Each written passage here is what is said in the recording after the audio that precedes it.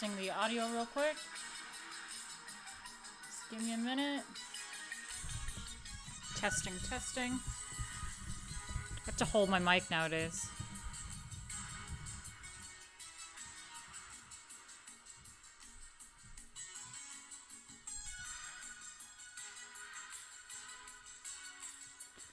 All right. Let me get my... All right, audio works. Okay, let's get the background music going. We got the soft piano music. Piano music. Hello. Calm piano, that's what it is, calm piano. One misconception of meditation is that if you're meditating, your mind will be blank. Okay. Well, I thought that's what meditation is supposed to be. You know, blank your mind out. How are you guys doing? How are we? Hey, Jay, thank you. Audio sounds fine. Gonna chill in here for a bit, then gotta head off to art class. Awesome. Well, that's good. I can't figure out my lighting setup. If I want to have this blasting on me or not, I don't know. It's kind of much for me right now, so I'm turning it off. But I hope you guys are well. I have my iron brew with me. Very nice. Iron brew, orange drink.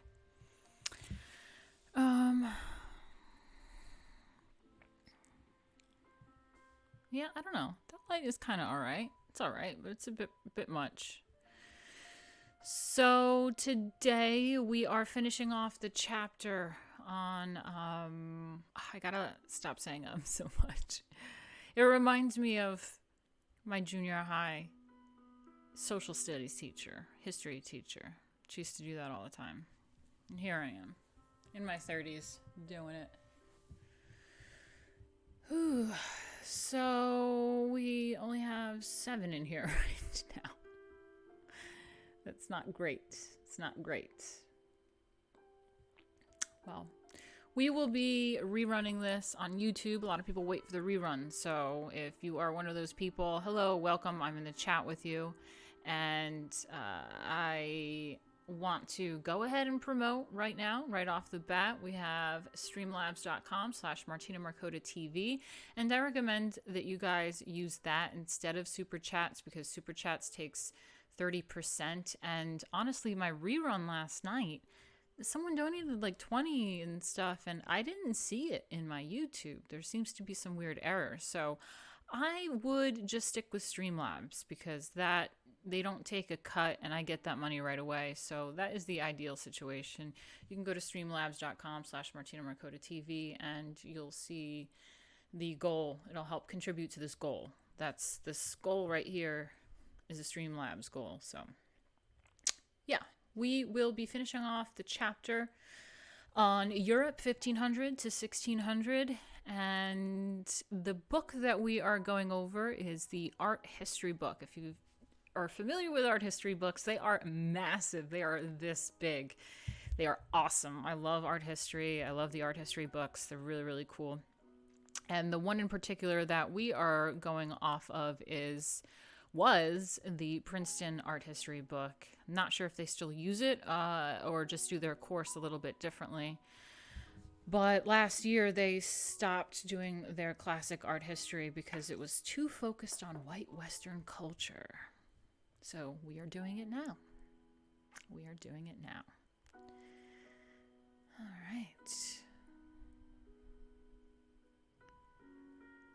And, you know, I try to prep everything ahead of time, but I have to get the files open. So let me get to the files real quick. Oh, didn't open my files in time for you guys. Okay, art stream. Let's open up the book. It's a PDF. Pop that out of that tab. There we go. And then let's also open up the images that I have saved for you guys. Europe. Okay. There we go.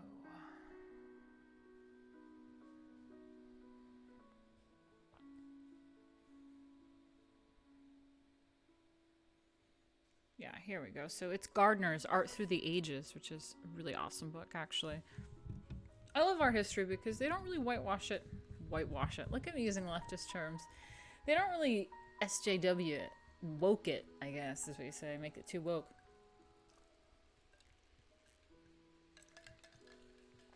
Kind of is what it is. So, Gardner's Art Through the Ages. And we are finishing up chapter, what is it? Where are we at? Chapter 9. Chapter 9. So in this chapter, we went through Italy, Leonardo da Vinci, some great stuff here. Let me just make sure you guys see everything. Okay, you do. Renaissance drawings with Leonardo. Then we have Raphael, who was a bit brighter. Leonardo had that dark undertones. Raphael's a bit brighter. Great, yeah. Yeah, we have the School of Athens. Michelangelo. Pieta. David. Sistine Chapel. A lot of copyright images of that. And then the architecture is what we went over, I think Monday, was it? Yeah, so we have architecture, New St. Peter's, and these ones. It's amazing, the Palladio. Then we did Venetian painting. Fantastic stuff here. Love it. Giorgione. Yep.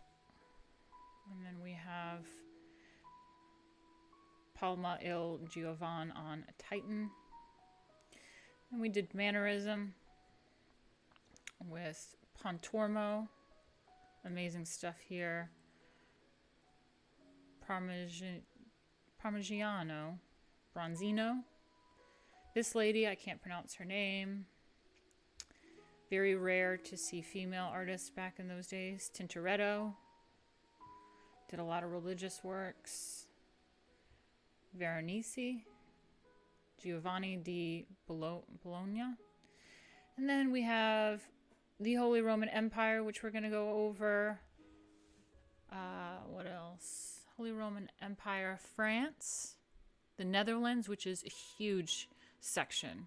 Because if you're familiar with art history in this time, the Netherlands, they were like the pioneers of painting. I think even in the previous chapters they talk about it. They're the first ones, I think, that started really doing all the oil painting and stuff. So yeah, let's get into that. And then Spain. But the Netherlands is going to be a pretty significant section. A lot of stuff there. Hey, Steven, nice to see you. Okay, yeah, let's just catch up on what's going on in here. All right, we're getting people joining us. I'll turn my straight up a little. Hello. Hi, guys. And I promised people that I would read their super chats and stuff on the next stream, which is now. However, like I said, the super chats didn't really pop up on my Streamlabs, so they kind of disappeared. I think the person that gave the 20, but I don't see it in my YouTube either.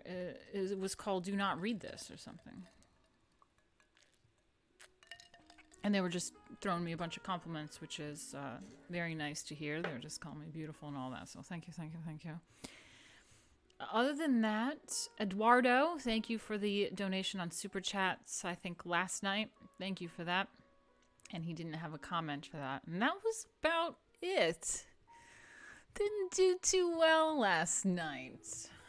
So I hope things get a little bit better and we get back into the rhythm of things, because for all of 2020, we were streaming, I was streaming, and I think that's where I acquired a lot of you guys in the chat, and it was really awesome. It was streaming really regularly, and we had a lot of fun times, met a lot of great people, so hopefully we can continue that.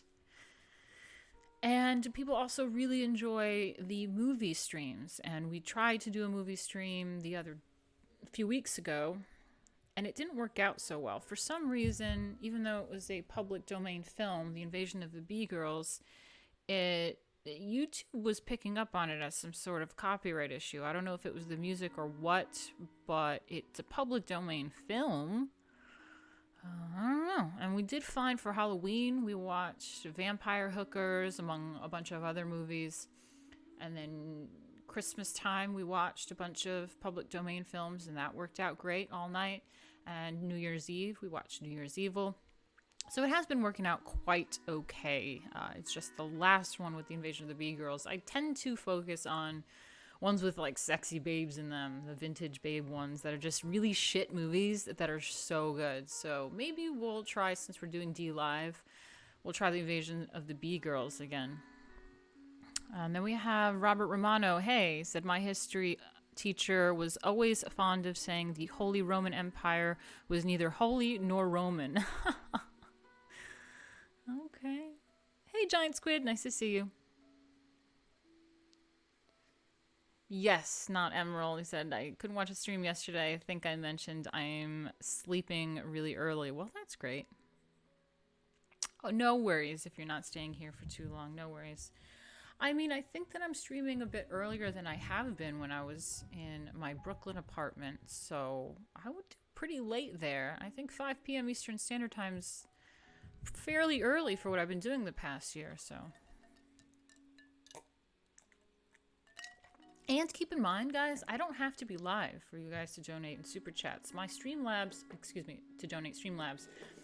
My Streamlabs does pick up on it, and sometimes when I just have the tab open and I'm not streaming or anything, I'll get a little notification that someone followed me or something. So it does pick up whether I'm live or not, and you can always watch a rerun and donate whenever, and I will read it on the next stream.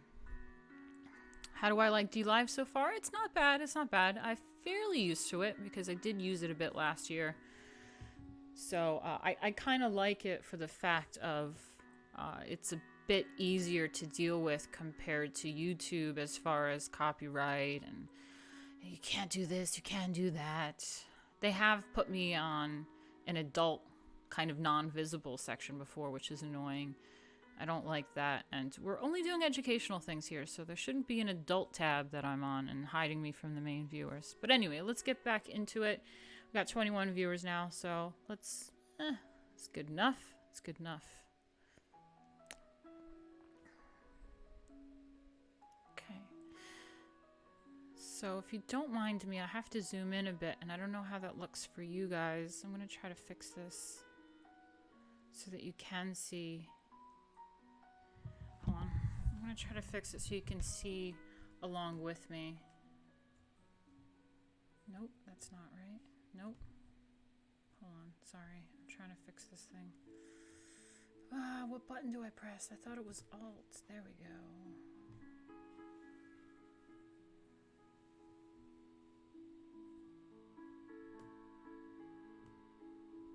There we go. Now you guys can read along with me if you want to. You can correct my vocabulary, not vocabulary, my pronunciations. Okay, so. How's the music? Is the piano okay? Too much? Too little? Too low? Okay, so the dissolution of the Burgundian Netherlands in 1477 led to a realignment in the European geopolitical landscape in the early 16th century. France and the Holy Roman Empire absorbed the former Burgundian territories and increased their power. Hold on, I can hear my husband typing away, working. I'm gonna close the door.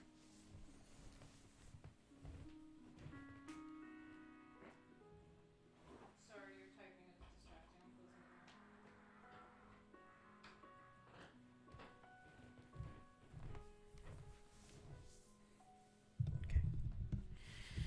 France and the Holy Roman Empire absorbed the former... Oh, yeah, I read that. Okay. They absorbed the former Burgundian territories and increased their power. Overshadowing these political developments, however, was the crisis in the religious realm that gave rise to the Protestant movement in Germany. Because of Martin Luther's presence, the Reformation initially was strongest there. Was that in Germany? Huh. Forgot about that. Yeah, I just remember he, nailed the indulgences to the church. His list of grievances, and one of them was the indulgences, which is a major point.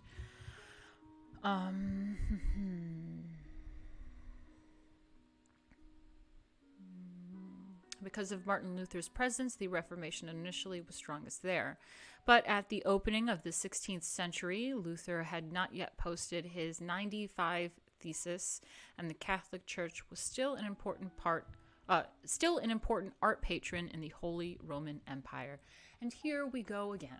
Every single time, every single stream, they always mention the patrons of the arts, and that leads me to talk about how important being a patron of the art is. And a lot of these people talking about culture war.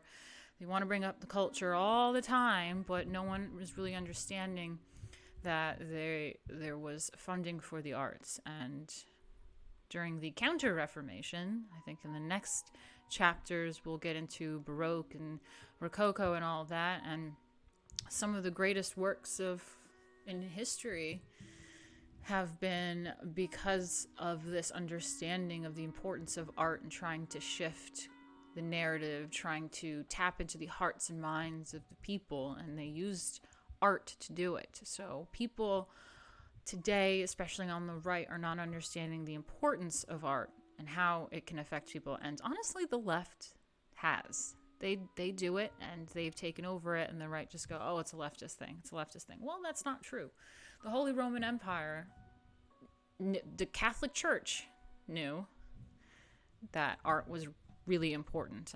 All of these emperors and people knew how important art was.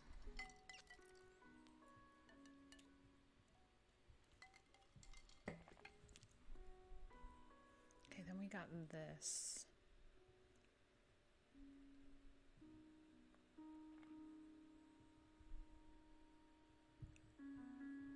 Hey, Smiling Bandito, nice to see you.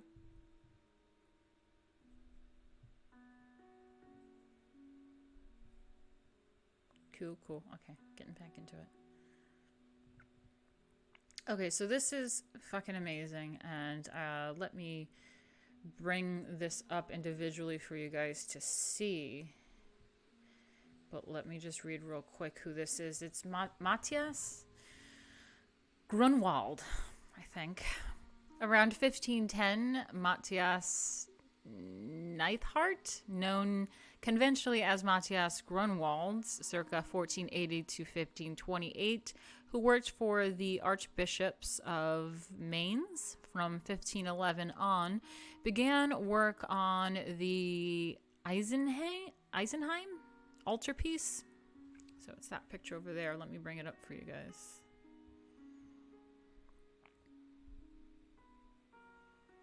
There we go. This baby. So this is the full piece together, but I did section it off here so we can see. Oh, that guy's finger. There's something about his hand and his finger that cracks me up. It's like, ew.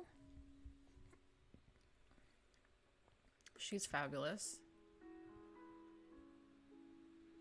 Let's look at these details real quick before we read on. Ooh, the hands are cool. That's cool. And it's in the shape of like a cross. It's like a triptych, but it's like, yeah, in the shape of a cross. Oh, this guy with his staff and robe, cool. He's stepping on something. I'm sure we'll read about that. We got this sheep over here with his cross and chalice, cool.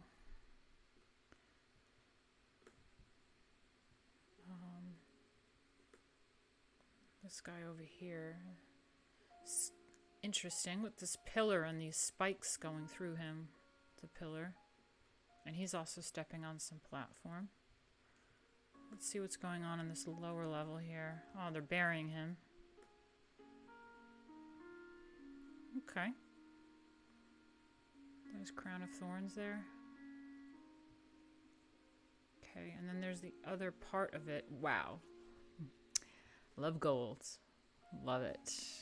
A lot of gold action going on in here. Thrones and... Is that a scepter or a staff? Cool. Got these little guys. Shitty quality, but it's from the book. Whoa. What's going on here?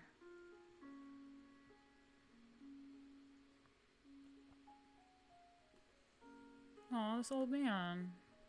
I love old people. Got like a crane or something up there. And these guys down here. All right, let's read. And I'm going to put the whole picture out for you guys while I continue reading.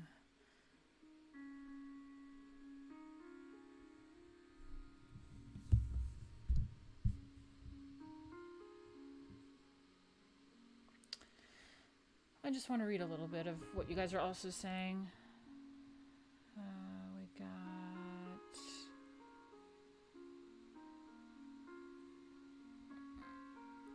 Not Emerald says about a fourth of the money I make goes to helping artist friends. LOL. Oh, good for you. Actually, a little less, but still. Oh, that's amazing. And you do far more than a lot of people. Do far more than a lot of people with money and funding. And they keep dumping it into the same old... clickbait propaganda. Robert Romano says, we have abandoned the arts, public schools, the bureaucracy, and a host of other institutions. That's true. Yeah, it's like that the long march into the institutions. We pretty much lost everything. A worthy endeavor.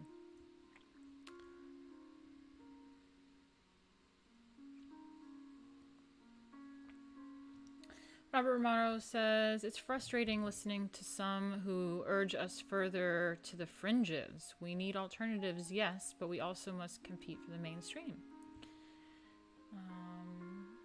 Emerald says, I don't think we should compete for the mainstream.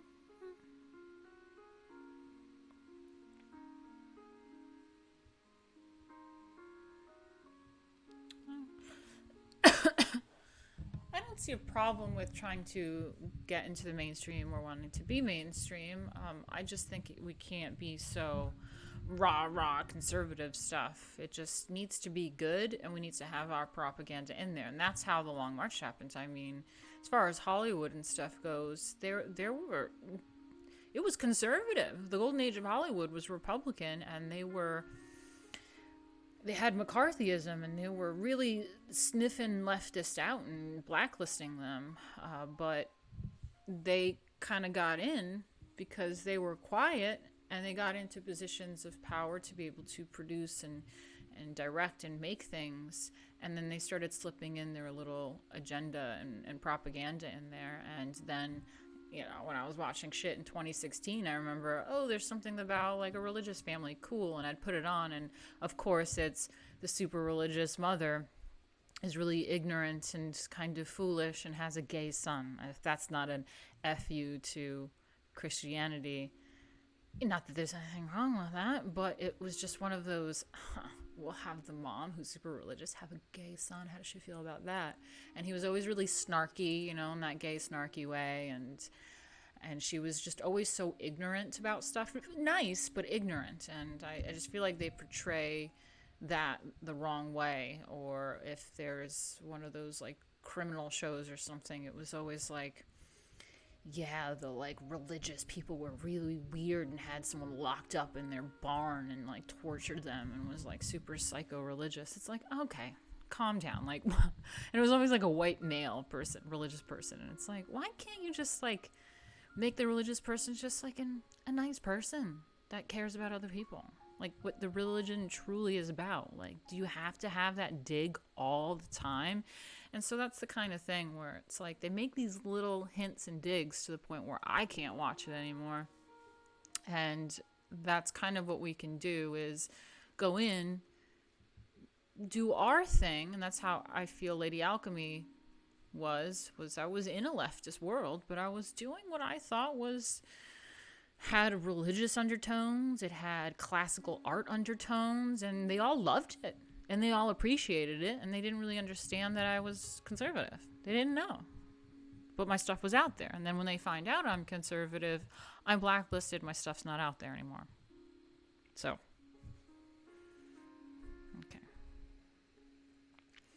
Okay, so in regard to this thing that you guys are looking at right now, it's Matthias Grünewald Eisenheim altarpiece.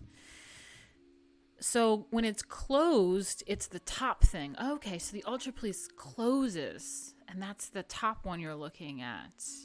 And when it's opened, you can see the bottom bit. Cool. And it's from the chapel of the Hospital of St. Anthony, Eisenheim, am I saying that right? Germany, circa 1510 to 1515. It is oil on wood, and it's 9 feet, 9.5 inches. Wow. By 10 feet and 9 inches. Wow. And I guess the other center panel, it says, and then each wing. Oh, wow. That's just the center panel. Wow. Wow, wow, wow. And then each wing of it, of the triptych, I suppose, is 8 feet 2.5 inches by 3 feet 1.5 inch, half an inch, 3 feet and half an inch. And then the predella, I don't know what a predella is, but it says it's 2 feet 5.5 inches by 11 feet 2 inches. The shrine carved by Nicholas Hagenauer in 1490. Painted and gilt limewood. Ooh, cool. Limewood. 9 feet, 9.5 inches by 10 feet, 9 inches. Museum de Unterlinden, Colmar. Okay, whatever. Befitting its setting in a monastic hospital, Matthias Grünewald Eisenheim altarpiece includes painted panels depicting suffering and disease, but also miraculous healing, hope, and salvation. Cool. See, that's what religion is about. There's suffering, but there's also salvation. There's something to look towards, but there's also, when we are dealing with sickness, with suffering, how does one handle that? And that's why people have to resort to drugs, whether they be legal or illegal, or therapy and all sorts of other psychiatric things. But religion was there, the faith was there to be able to deal with suffering, with pain, with illness, and to look towards something. And that's amazing, and that's what this art depicts. It's amazing.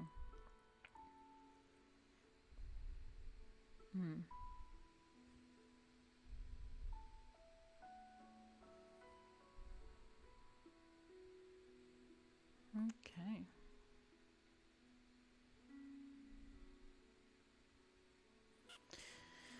So the piece is a complex and fascinating monument that reflects Catholic beliefs and incorporates several references to Catholic doctrines such as the Lamb, notice that guy, symbol of Son of God, whose wounds spurt blood into a chalice. I saw a chalice in the exterior crucifixion scene. So if you guys remember this guy, there's the lamb with the, I didn't notice the blood was squirting into the chalice, but yeah, he's holding that cross too, which I guess represents that.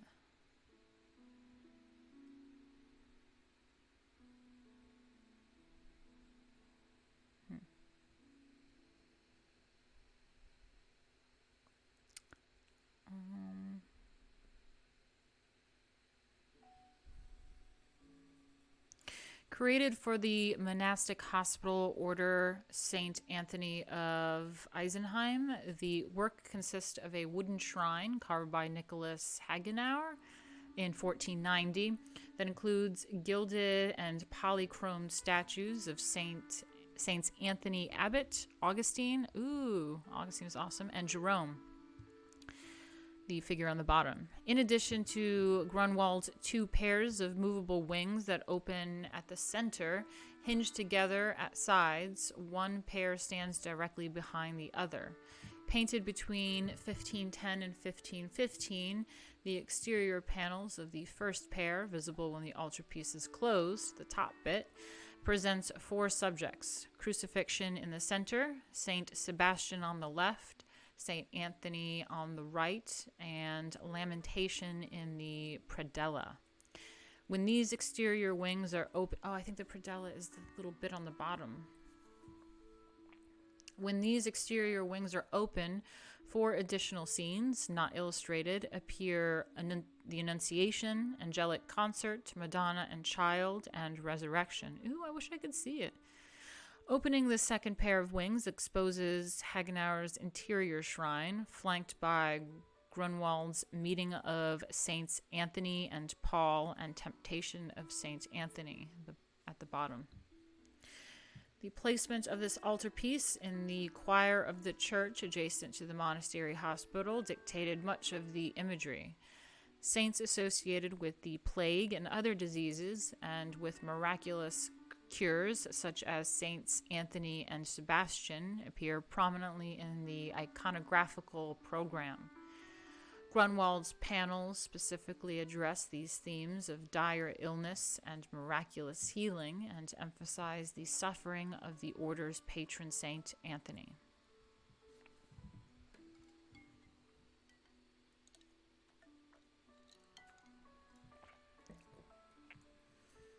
The painted images serve as warnings, encouraging increased devotion from monks and hospital patients.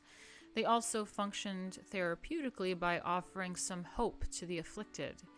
Indeed, St. Anthony's legend encompassed his role as both vengeful dispenser of justice by inflicting disease and benevolent healer.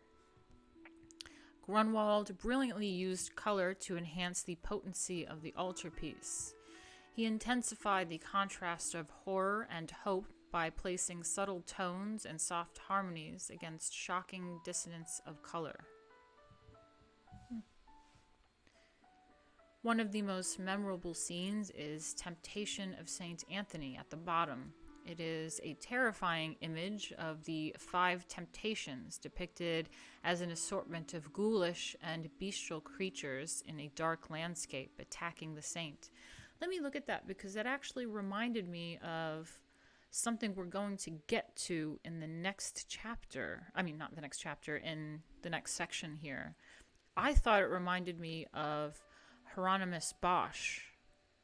And indeed, that is a very similar thing. See, it's hard to see with the shitty quality, but I see like some sort of head here of a raven or something.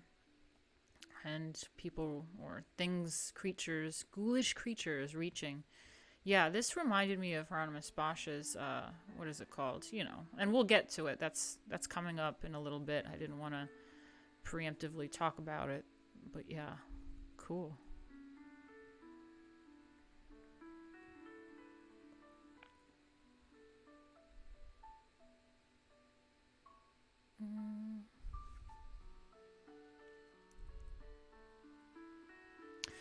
In the foreground, Grünewald painted a grotesque image of a man whose oozing boils, withered arm, and distended stomach all suggest a horrible disease. Medical experts have connected these symptoms with ergotism, a disease caused by ergo, a fungus that grows especially on rye.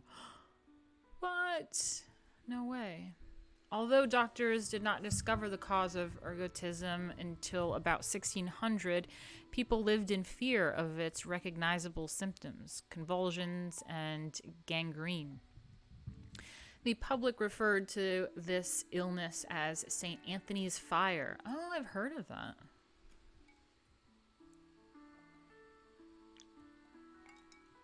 The public referred to this illness as St. Anthony's fire, and it was one of the major diseases treated at probably that hospital. Yeah, at that hospital. The gangrene often compelled amputation, And scholars have noted that the two movable halves of the altarpiece's predella on the top, if slid apart, make it appear as if Christ's legs have been amputated. Wow. This is a really interesting piece. The same observation can be made with regard to the two main exterior panels. Due to the off-center placement of the cross, opening the left panel severs one arm from the crucified figure. Thus, Grünewald carefully selected and presented his altarpiece's iconography to be particularly meaningful for viewers at the hospital. In the interior shrine, the artist balanced the horrors of the disease and the punishments awaiting those who did not repent with scenes such as a meeting of Saints Anthony and Paul, depicting the two saints, healthy and aged, conversing peacefully.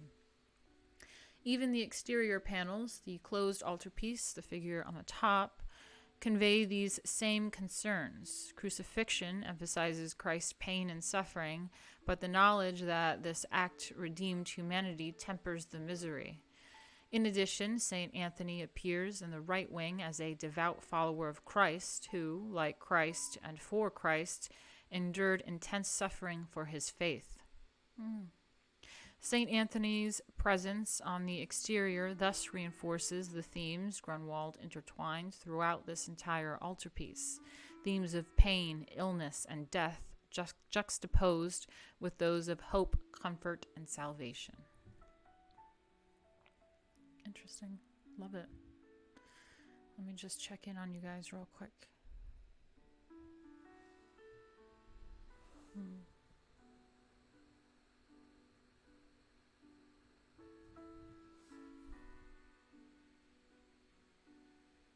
I wonder why we're not really popping off in here right now. Only 7 people, god damn it. Let me just see what's going on with people on.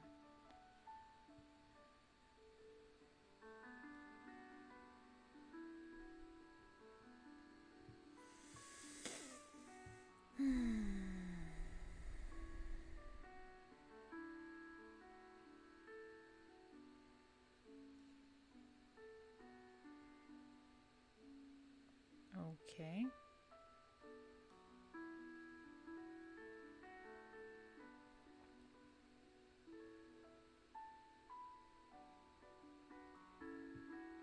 Everyone is streaming right now. Well, god damn. Okay. Fine then. I'll wait for YouTube. Rerun. I'll wait for the YouTube rerun. I mean, what's better than our stream, though? Seriously. Oh, God, my eyes. I hate wearing contacts. This is why I wear my glasses all the time. Our stream is chill and educational.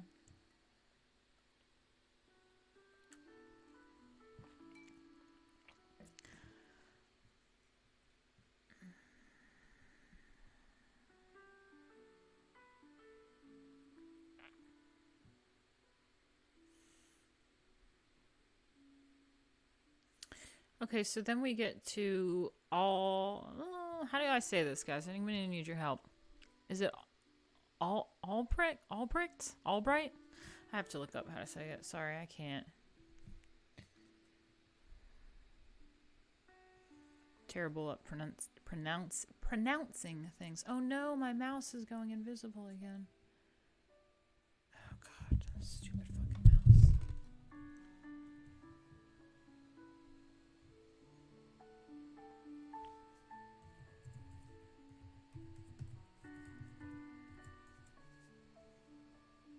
Is it Albright? How do I say that? Names.com. Albrecht. Yeah, I can't say that. Albrecht. Yeah. Albrecht Dürer, the dominant artist of the early 16th century in the Holy Roman Empire, was Albrecht Dürer, 1471 to 1528 of Nuremberg. Like Leonardo da Vinci, he wrote theoretical treatises on a variety of subjects such as perspective, fortification, and the ideal in human proportions. He traveled extensively, visiting and studying in Colmar, Basel, Strasbourg, Antwerp, Brussels, and Venice, among other locales, and became personally acquainted with many of the leading humanists and artists of his time. Wow, sounds fantastic.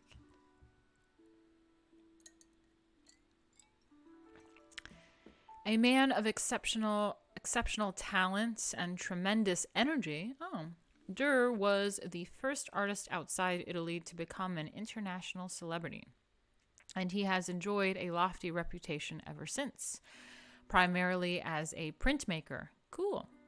Indeed, few artists have ever rivaled, the body of graphic work and woodcut and engraving that he produced. Dürer employed an agent to help him sell his prints. His wife, who served as his manager, and his mother also sold his work at markets. Take that, trads. Women are working. The lawsuit Dürer brought in 1506 against an Italian artist for copying his prints reveal his business acumen. Scholars generally regarded this lawsuit as the first in history over artistic copyright. That sounds quite interesting, if you know what I mean. Wink, wink. If you're watching on YouTube, link is in the description. Speaking of copyright lawsuits, someone's trying to take my fucking image and likeness and trademark. Fascinated with classical ideas as passed along by Italian Renaissance artists, Dürer was among the first Northern European artists to travel to Italy expressly to study Italian art and its underlying theories at their source. After his first journey in 1494 to 1495, the second was in 1505 to 1506, he incorporated many Italian Renaissance developments into his art. Art historians have acclaimed Dürer as the first Northern European artist to understand fully the basic aims of the Renaissance in Italy. Cool.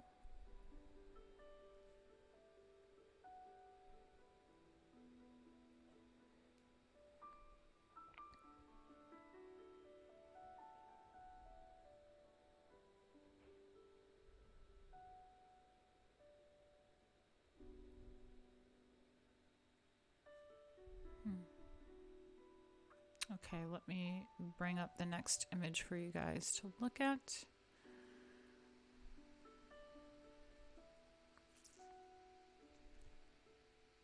All right, this guy. How degenerate. I'm kidding. Anyone that knows me knows I'm kidding. Yeah, I can. This is an engraving and a print, I think. Cool. Look how big it is. You can see the 1 inch in the lower left-hand corner by his foot.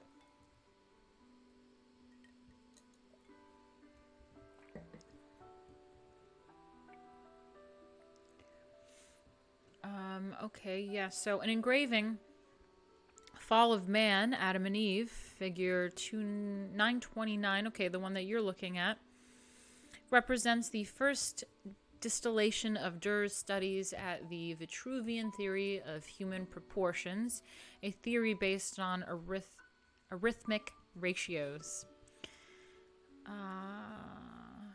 Clearly outlined against the dark background of a northern European forest, the two idealized figures of Adam and Eve stand in poses reminiscent of specific classical statues, probably known to the German artists through graphic representations.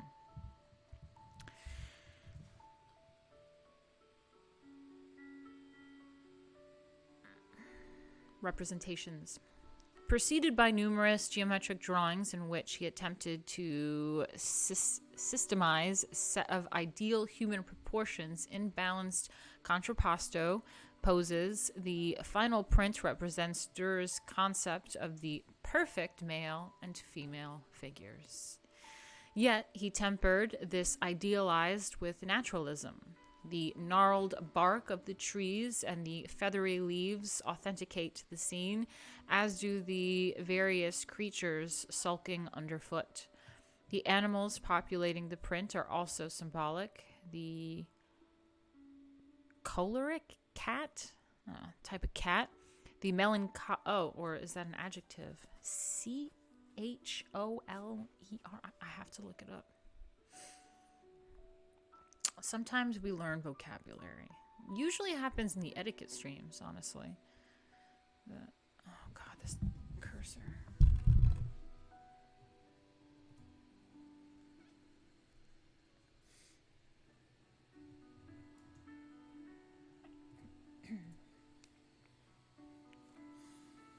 It is an adjective. Okay, so it's a descriptive word. It means bad-tempered or irritable, influenced by... Okay, that was an example. Okay. Okay, so it's a temperament. It's irritable. Oh, interesting. Choleric. Choleric. Learned a new word.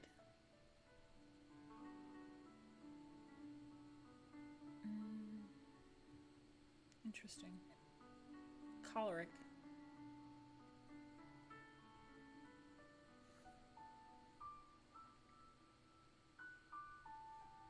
Okay, the choleric cat, the melancholic elk, the sanguine rabbit.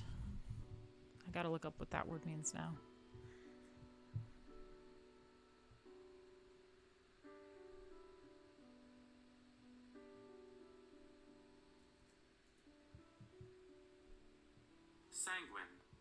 Sanguine, optimistic or positive, especially in an apparently bad or difficult situation. Learning new words here. Learning new words. Okay, the sanguine rabbit and the... My God, these adjectives. Phlegmatic. Is that what it is? Phlegmatic?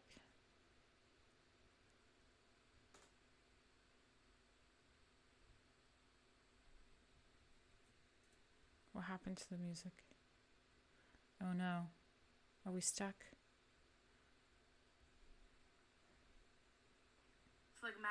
Phlegmatic. Having an unemotional and stoutily calm disposition.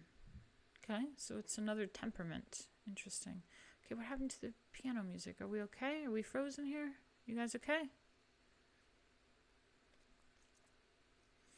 Let's take a look at the details of this and look at, maybe there's the, is this the ideal proportions of the female body? Okay, I guess. Okay, we got the cat, the ox. I mean, I don't know. She was looking a bit pear-shaped to me, but whatever. I mean, the guy looks better. A bit scrawny, but you know, it's all right. I do like the engraving though, it's cool.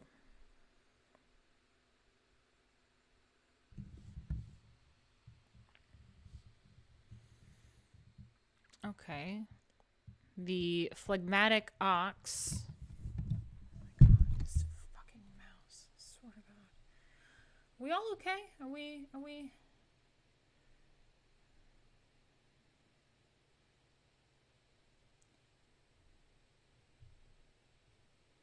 Is everybody okay? I don't know what happened to the calming piano music.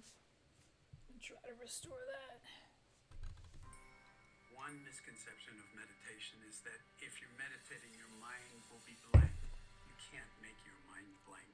And if you try, you're just going to wind up with a gigantic headache. Oh, shush. That's what meditation is.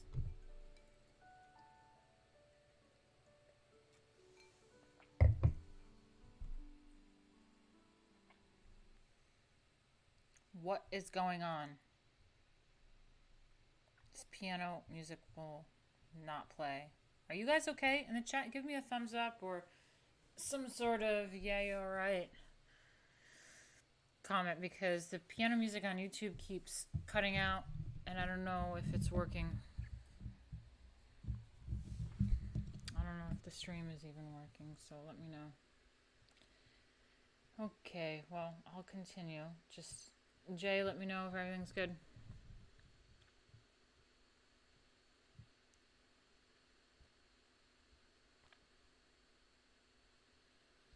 What am I drinking? I'm drinking Iron Brew. It's a British drink, orange drink.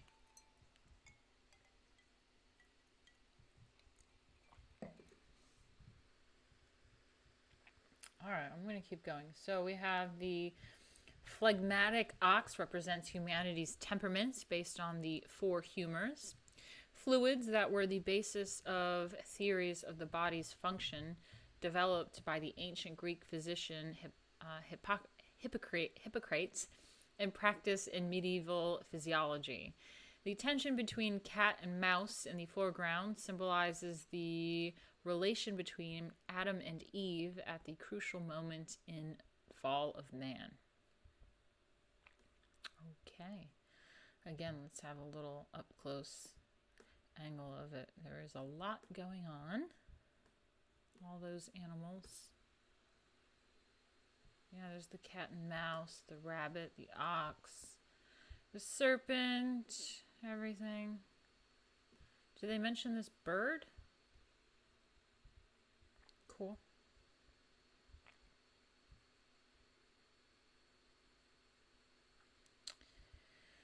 Yeah, so just to finish this baby off, it's Albrecht Dürer, Fall of Man, Adam and Eve, 1504, engraving, which is 9 7/8 inches? I think it's bigger than that. Okay, maybe not. 9 7/8 inches by 7 5/8 inches. It's in the Museum of Fine Arts in Boston. Centennial gift of Landon T. Clay. Okay. God, these eyes. Contacts, sorry. Dürer was the first Northern European artist to become an international celebrity. Fall of Man, with two figures based on ancient statues, reflects his studies of the Vitruvian theory of human proportions. And then we have his other work here. Let's just have a little close-up real quick. Okay. Some forehead there. Just looking up at this guy. He's got the side eye going on. Okay. Both have some books. I don't know why that cracks me up, but it does. This is also Dürer, and it's the Four Apostles in 1526. It's oil on wood. Each panel is 7 feet 1 inch by 2 feet 6 inches, and it's at the Alts Pinakothek in Munich. Dürer's support for Lutheranism surfaces in these portrait-like depictions of four saints on 2 panels. Peter, representative of the Pope in Rome, plays a secondary role behind John the Evangelist.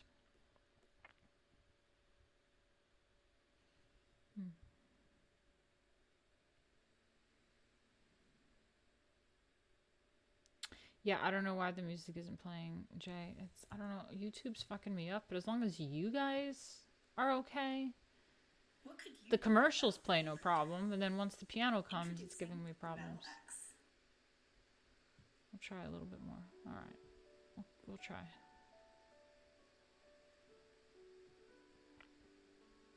So, Four Apostles. Dürer's impressive... Yeah, there it is. It cuts out. I don't know what's wrong with YouTube right now. Dürer's impressive technical facility with different media extended also to painting. Four Apostles, and this figure that you're looking at right now, is a 2-panel oil painting he produced without commission and presented to the city fathers of Nuremberg in 1526 to be hung in the city hall. Saints John, let me exit out of some things actually. I have a lot of Adobes open, which is my mistake. I should not stream with all those Adobes open. Let's get out of that. Oh shit. Nah. Maybe it'll free up a little something. Damn. Stupid. I'm so stupid. I should have gotten out of that.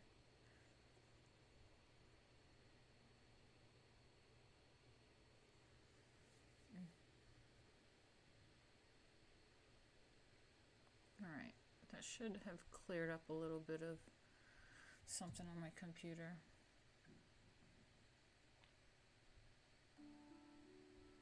There we go. Okay. You guys gotta remind me to make sure I'm not running a ton of programs. Oh, no, it wasn't the programs. It stopped playing. Fucking hell. What is wrong?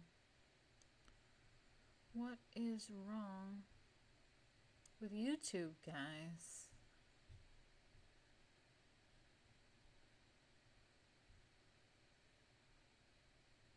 I don't know. I'm just going to keep reading. As long as you guys are okay and you're with me.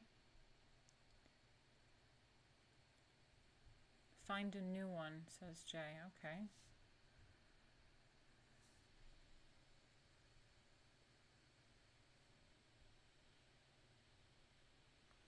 I don't want ocean sounds with my piano. I like this piano. If you're thinking about life insurance, you're probably thinking of some awful day in the future, right? But with Direct Line, you and your family...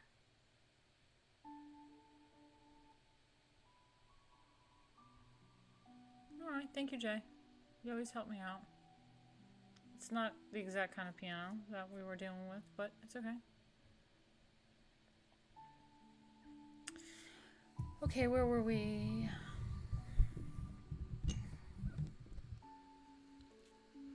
So this was presented without commission to the city fathers of Nuremberg in 1526 to be hung in the city hall. Saints John and Peter appear on the left panel, Mark and Paul on the right.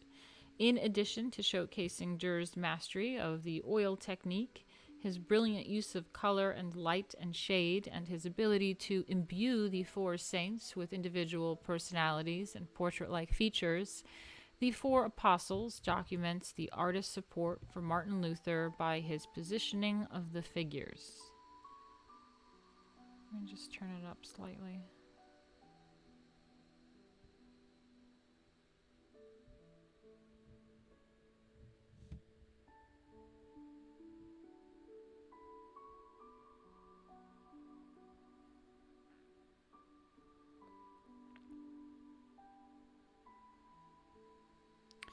Dürer relegated St. Peter as representative of the Pope in Rome to a secondary role by placing him behind John the Evangelist.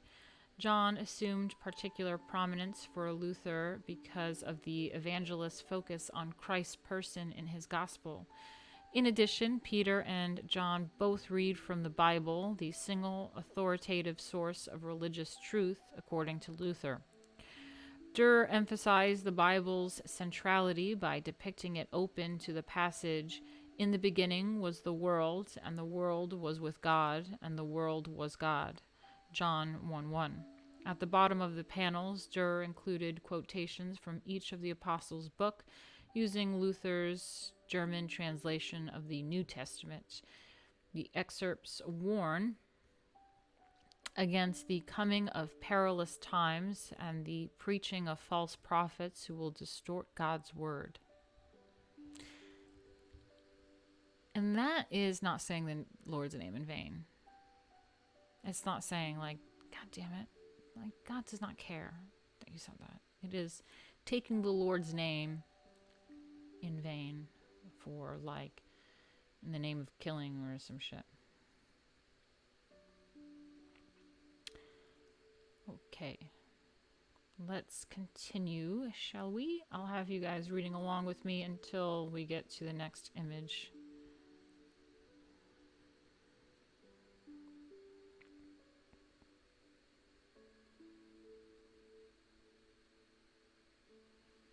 Okay, so we have Hans. Oh, it's a character in my book.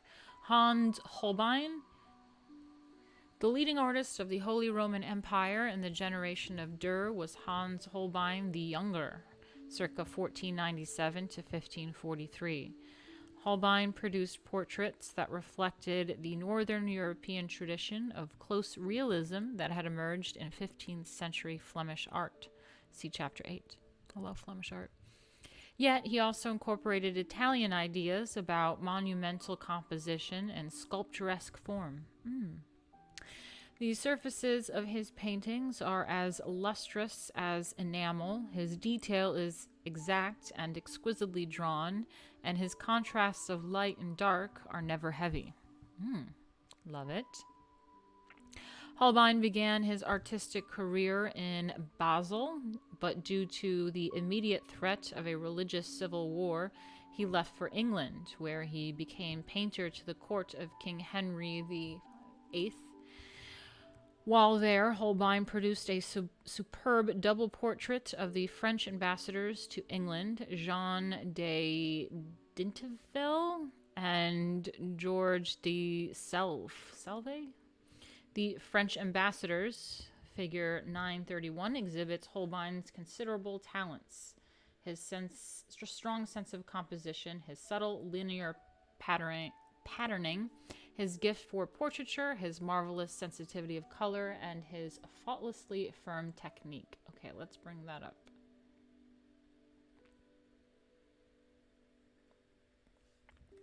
All right, this is, I have to say, oh, you need to see it. This is, I have to say, a fantastic portrait, if I do say so myself. I love it. This is the kind of photography work that I'm all about as well. Let's take a closer look. I mean, that green fabric background, stunning. This pose, stunning. He's in his fur, love. We got a globe and shit in the background, very alchemical, love. This guy, okay. He's in his finest. He's got his lute there. More globes and books. Scrolls. Wow, those are some shoes. Okay. What is this thing? Is this skull like... Is this a skull that's like really weirdly distorted? What the fuck is that? Do you see what I'm looking at? That's a distorted skull. That reminds me of a friend of mine's work, Robert Lazzarini. He's actually a modern artist today. One time I remember like a decade ago sitting around being Lady Alchemy and just trying to be up and coming, and I was like, you know, who are the artists today that will be in history books, in these art history books right here? And I looked some up, and I became friends with Mark Kastabi, who's a personal friend of mine, and then I became friends with, I looked it up, and I just found out who these leading are, and I was living in New York City. I mean, if you're gonna, that's where these artists are that are gonna be in history books. You know, this is where Andy Warhol was. This is where Chelsea Art Auction is. This is the leading place of art, is New York City. And there's a guy, Robert Lazzarini, that I looked up, and I found him particularly interesting because he incorporated art and mathematics. And what he did was something similar to what I'm seeing here with this skull, which is he would take everyday objects, and this is when, before 3D printers were like a thing and anyone could own it. It was like really rare. It was like a while ago. And yeah, he had a whole factory in Brooklyn, and he gave me a tour, and we chatted about art and how to, you know, do performance art and be successful in all this. And what he does is takes these objects and 3D prints them with like a mathematical shift. It's called oh my god, I can't believe I'm like forgetting what the name of it is called. Shear. I think it's called the shear or something. And it slants and does this mathematical distortion on an object, and then he would reprint it, and they were just everyday objects, and it created like a really strange phenomenon in your brain when you're looking at it in real life. It was like a real solid like he had like a motorcycle. It was completely like distorted like that in real life, or like a phone, and it would just be like sheared like to a degree. It was just like really crazy. Anyway, this is cool. I love it. I love portraiture like this. Again, this is before photography existed, so it was kind of the purpose of realistic, super hyper realistic portraits like this back in the day. And then when photography became a thing, that's when Impressionism and things started to get a little bit more abstract, was because you didn't need to do these portraits anymore. It was too time consuming and expensive, so you just snap a photo. But I find doing photography in this style and then digitally editing it so it looks like a painting. Really fucking cool. That's my kind of thing.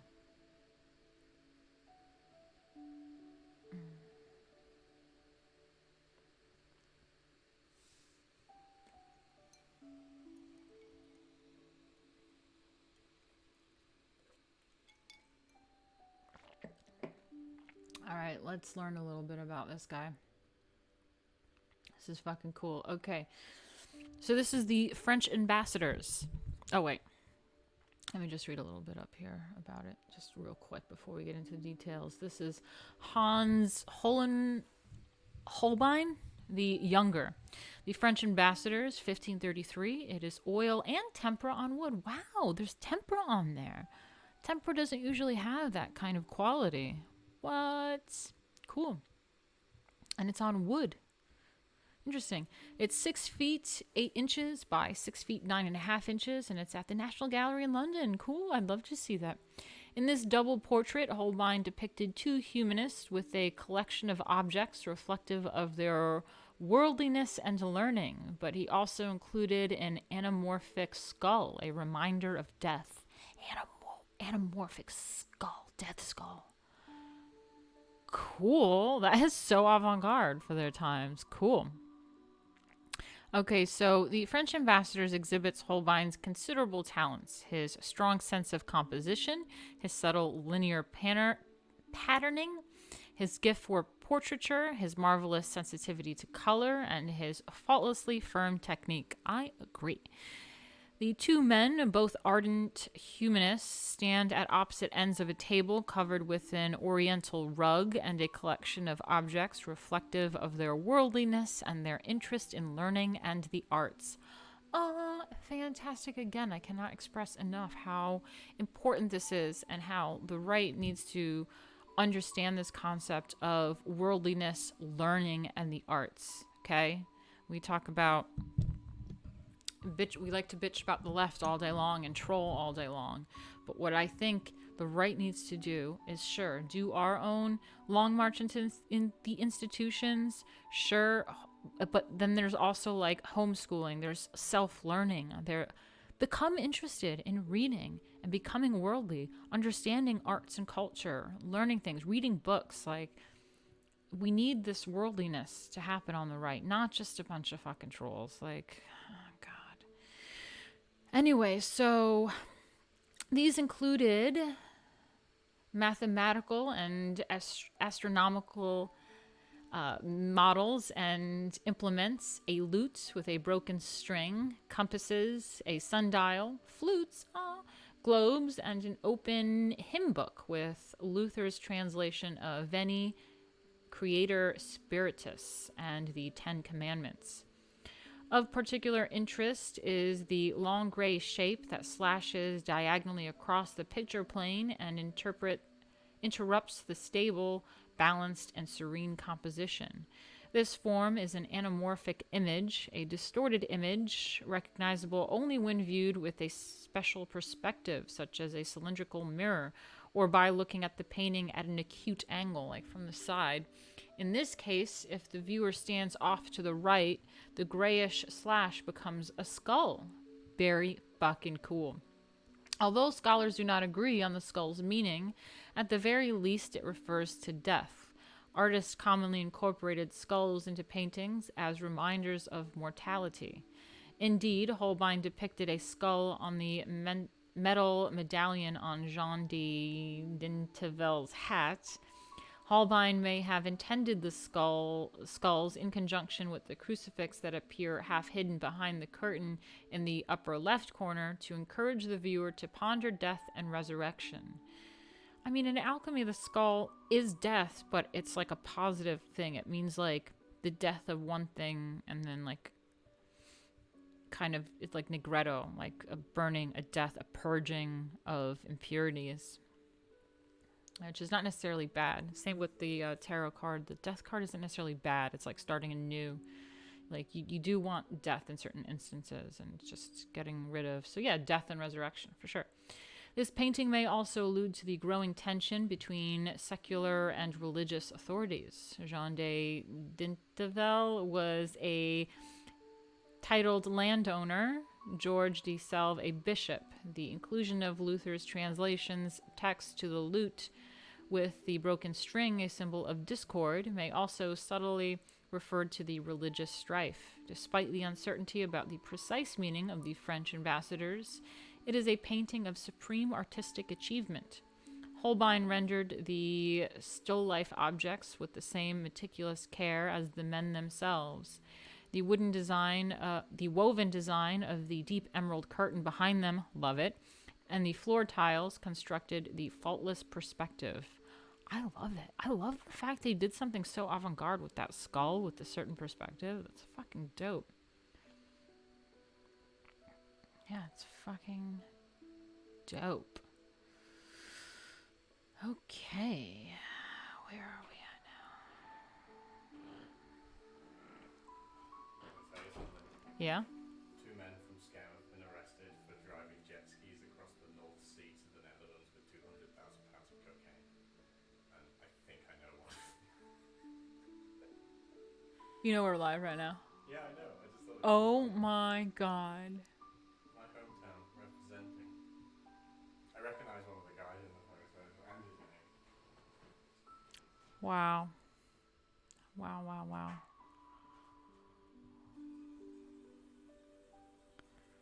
Interesting. Okay, I'm going to need a bathroom break, by the way, so hopefully you guys stick around for this commercial.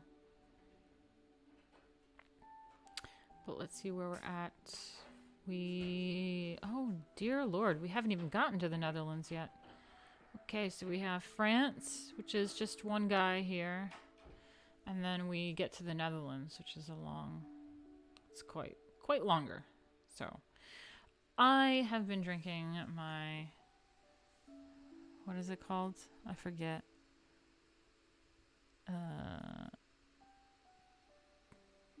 Orange British drink with a little bit of rum in it. So I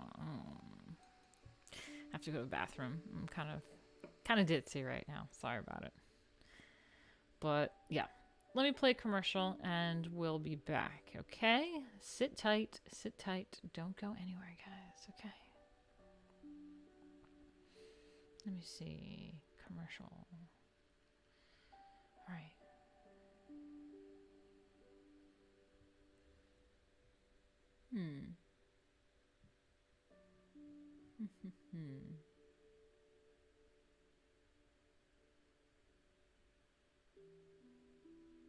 All right. See you guys in like 10 minutes. Don't go anywhere. Enjoy.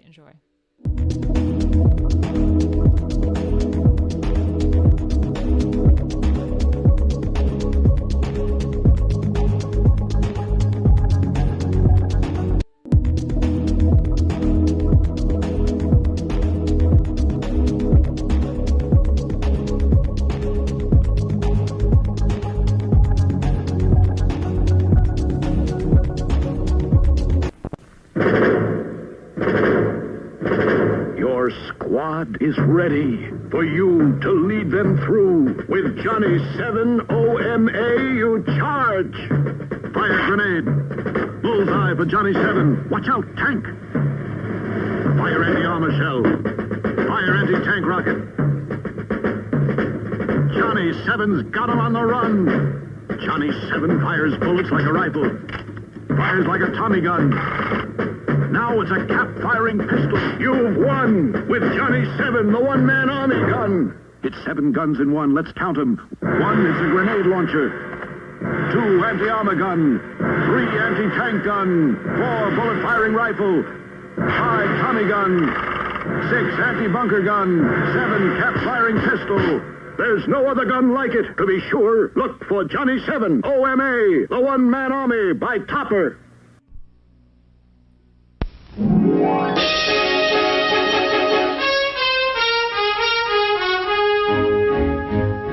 Those who dream and design are always contributing to our ways of work. Working situations benefit from a new kind of layout, bright, open, and inviting. The modern designer creates beauty through simplicity, bringing to active business a look of casualness, a look of luxury, combining to create a new look to American efficiency.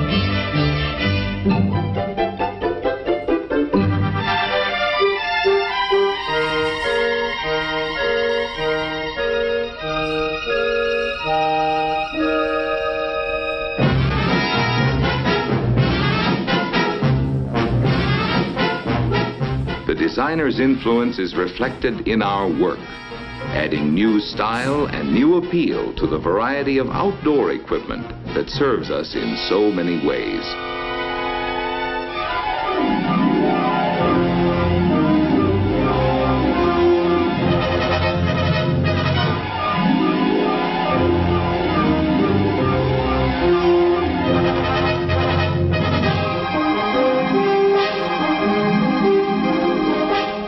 Engineering the shape and look of machines that change the shape and look of the land itself.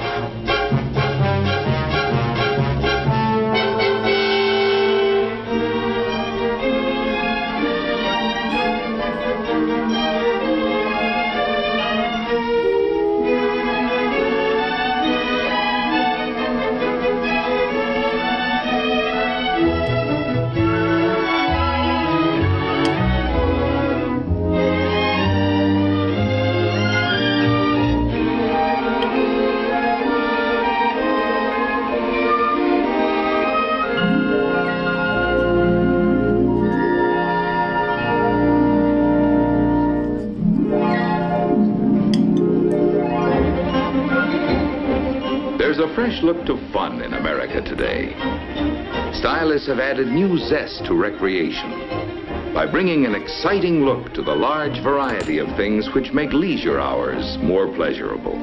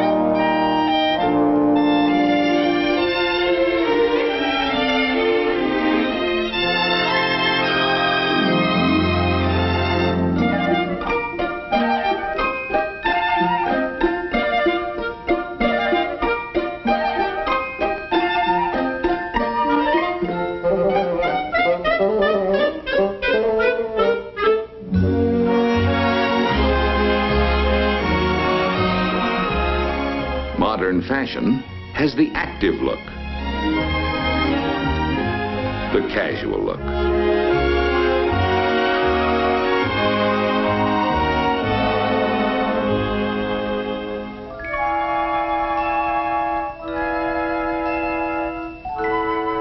The family at home is enjoying the convenience and the functional beauty of walls of glass, merging room with room, blending inside with outside.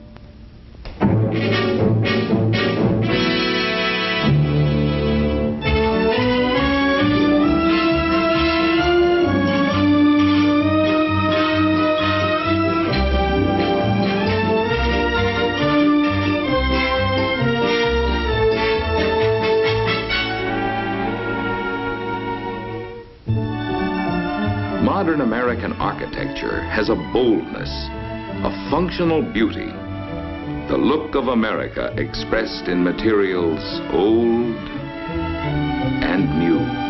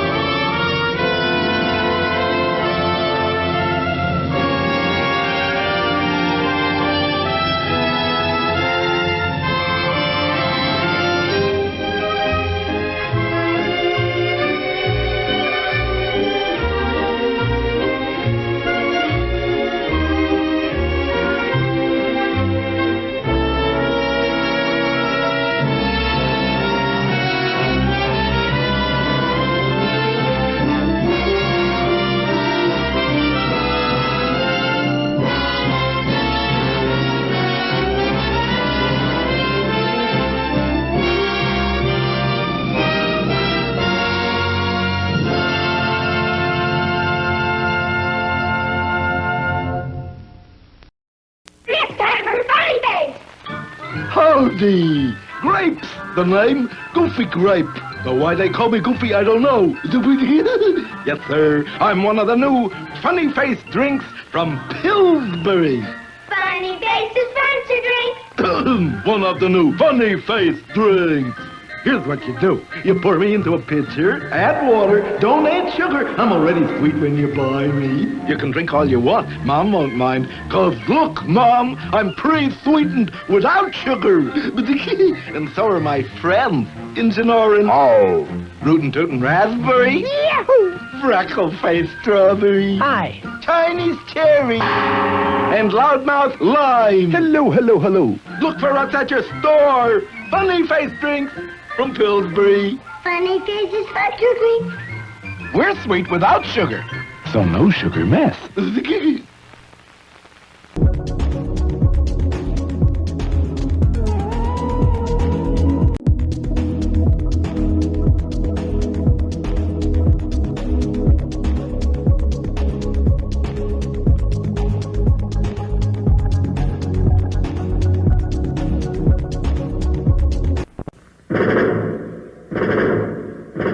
Your squad is ready for you to lead them through. With Johnny 7 OMA, you charge.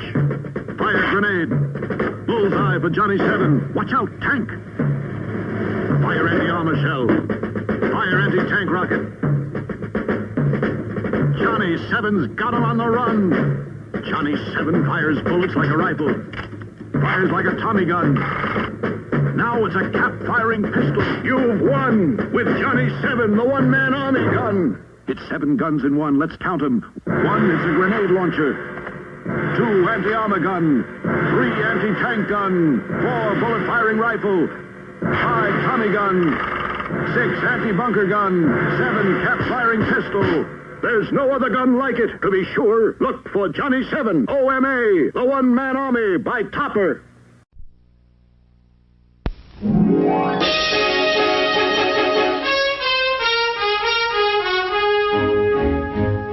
Those who dream and design are always contributing to our ways of work. Working situations benefit from a new kind of layout, bright, open, and inviting. The modern designer creates beauty through simplicity, bringing to active business a look of casualness, a look of luxury, combining to create a new look to American efficiency.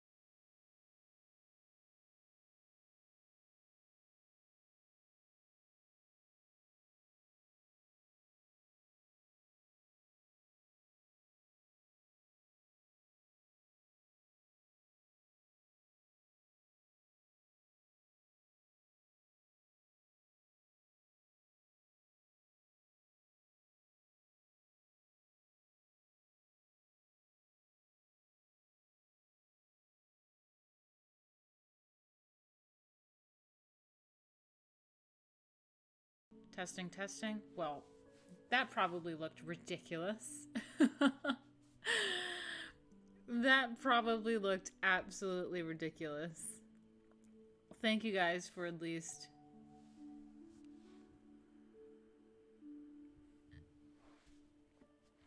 Thank you for at least letting me know.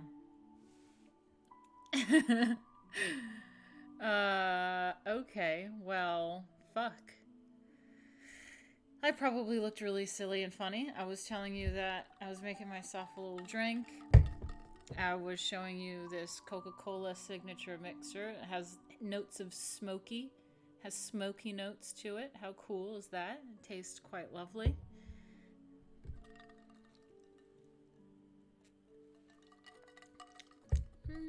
I like the smoky one. We had Woody last night.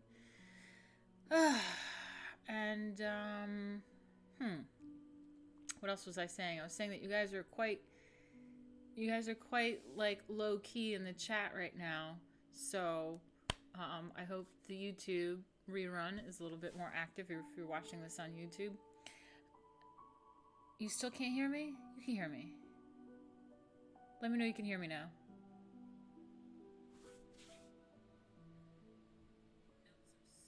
Okay, I can hear myself. And then, as you probably saw me gesturing, I was saying that it's been, pretty low key today. And if you would like to contribute, if you're in the position to contribute, you like what I'm doing, you like the streams, you enjoy the chat and our conversations, please go to streamlabs.com/Martina Markota TV, and it helps contribute to my week, my weekly goal. Yeah, try not to do the super chats or anything, because YouTube is being really weird with me right now, and they take a third of the cut. So super chats is ideal for me. Please go to streamlabs.com/Martina Markota TV, and I really appreciate you guys. It's always really fun. I love you guys. Okay, you can hear. Okay, great. Well, that'll be fun during the rerun. When everyone's like, I can't hear you. I'm like, I know. Just please get through it.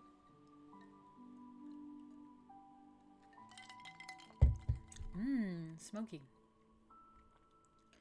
All right.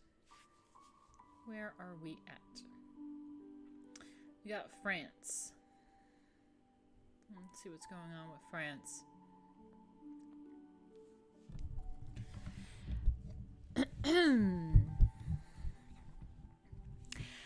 As the French ambassadors illustrates, let me make sure you can see. Okay, you can.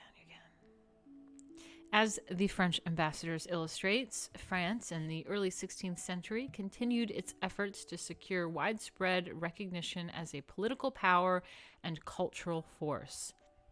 That's what we need, baby. That's what we need. Under Francis I, 1515 to 1547, the French established a firm foothold in Milan and its environs. Francis waged a campaign known as the Habsburg-Valois Wars against Charles V, the Spanish king and Holy Roman Emperor, roughly 1516 to 1558, which occupied him from 1521 to 1544. These wars involved disputed territories, southern France, the Netherlands, and the Rhinelands, northern Spain, and Italy, and reflected France's central role in the shifting geopolitical landscape.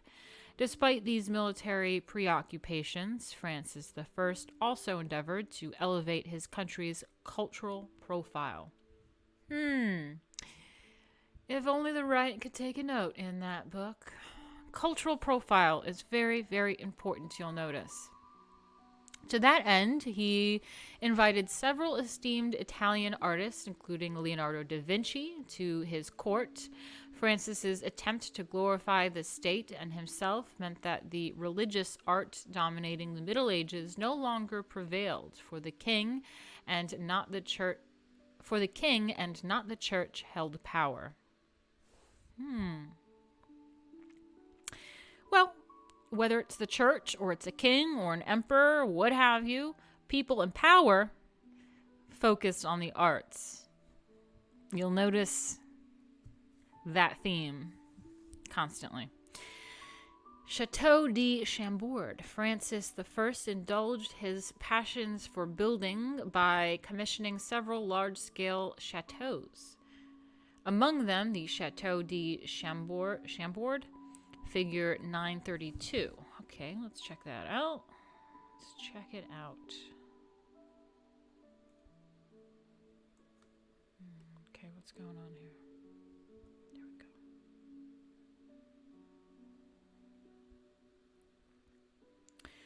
Wow. That is a chateau, man. Fucking hell. It kind of looks gothic and cool. I'm all about that. Holy shit. Holy shit. That's crazy. All right.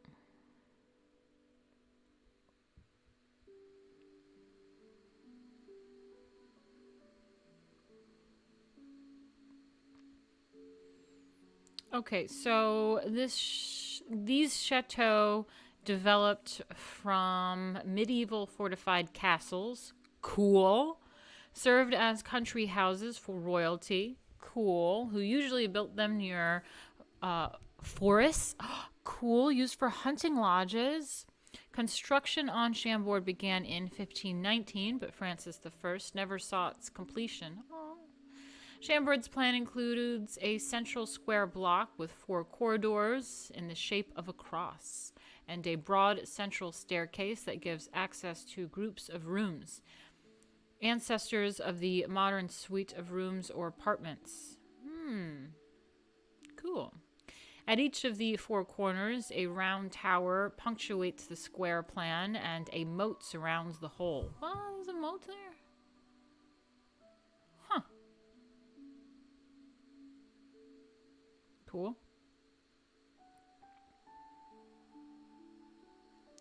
From the exterior, Chambord presents a carefully contrived horizontal accent on 3 levels, with continuous moldings separating its floors. Windows aligned precisely, one exactly over another. The Italian Renaissance palazzo served as the model for this matching of horizontal and vertical features. But above the 3rd level, the structure's lines break chaotically into a jumble of high dormers, chimneys, and lanterns that recall soaring, ragged Gothic silhouettes on the skyline. Yeah, that's what I like about it. I noticed a little bit of Gothicness to that. Hells yeah. Love it. Love it.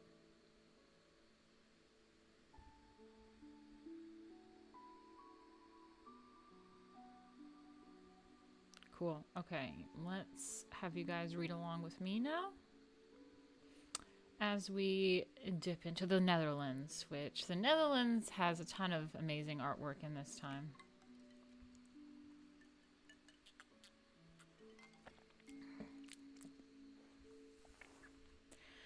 With the demise of the Duchy of Burgundy in 1477 and the division, let me just make sure you can see, sorry.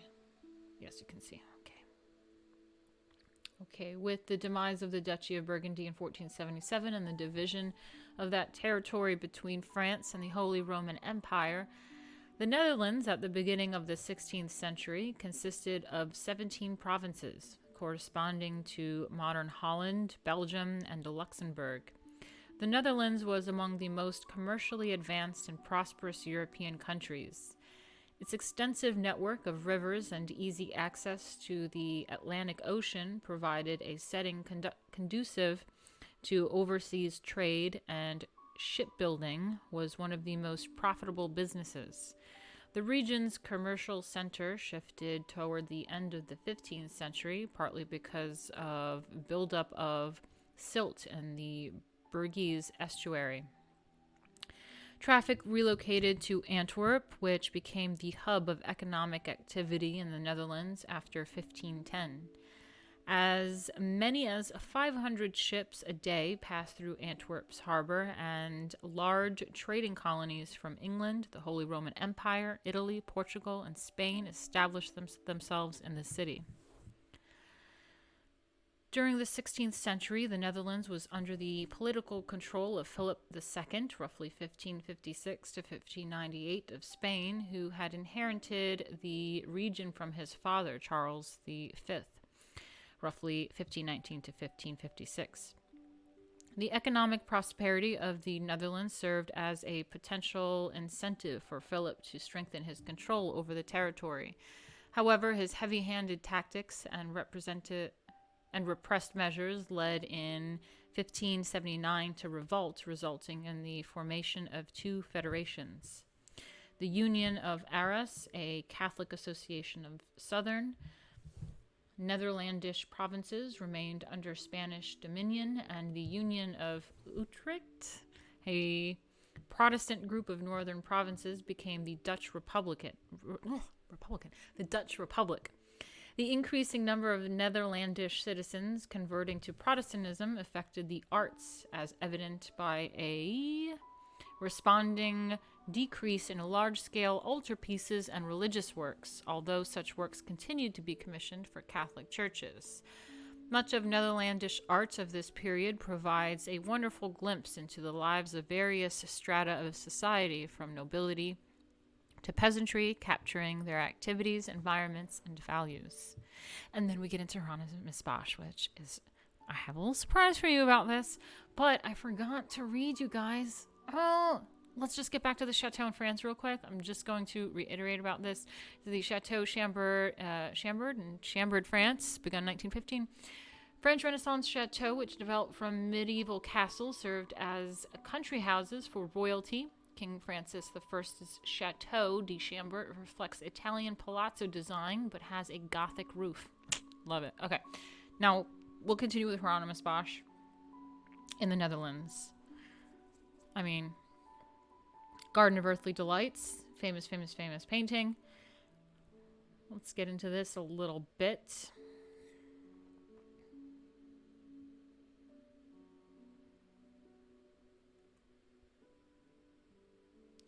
I think, yeah, I pulled some close-ups of this for you guys,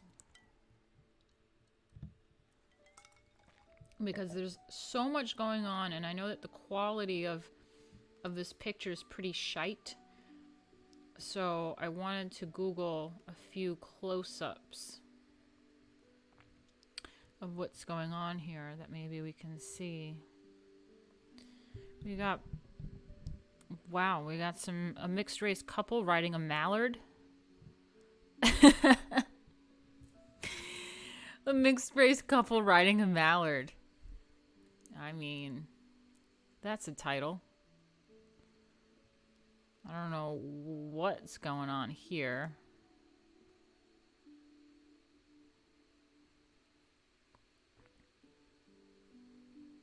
Very dark African looking people in this. Very, very dark. Got a little rat guy over here. Little little ratty.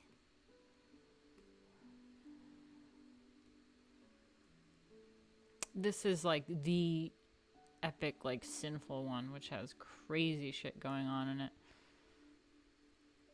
I mean, what the fuck? Got war. It's pretty epic.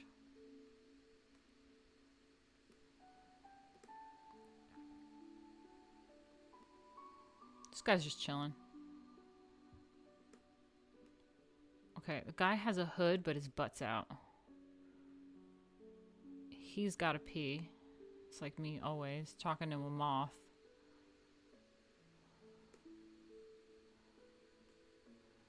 This dude's playing a flute from his bum. And that guy hates it. Thinks it's terrible. Okay. Dude's just ice skating, chilling.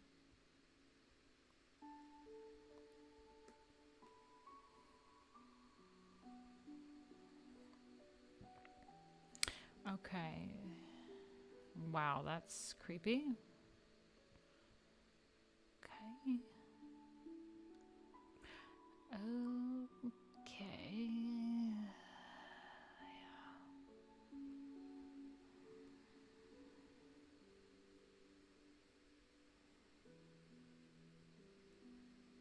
Oh, wow, yeah, it's a kind of a better picture of things.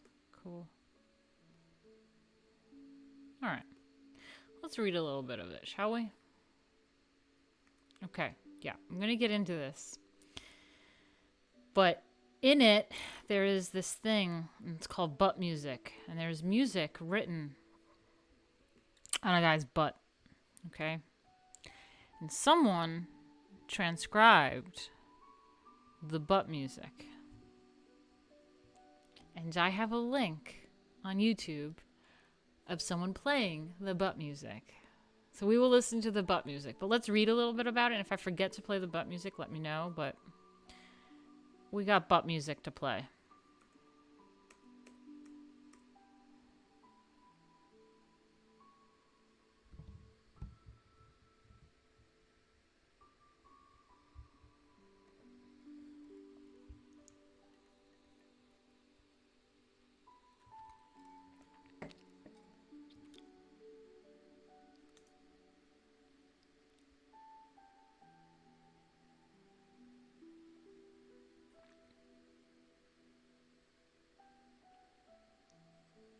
All right.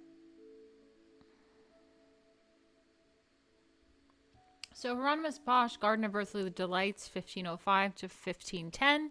It is oil on wood.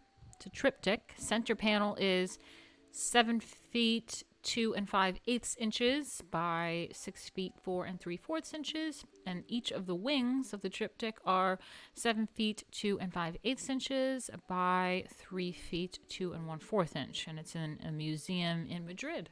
Wow, okay. Bosch was the most imaginative and enigmatic painters of this era, and this triptych, which may commemorate a wedding, okay, he created a fantasy world filled with nude men and women and bizarre creatures and objects.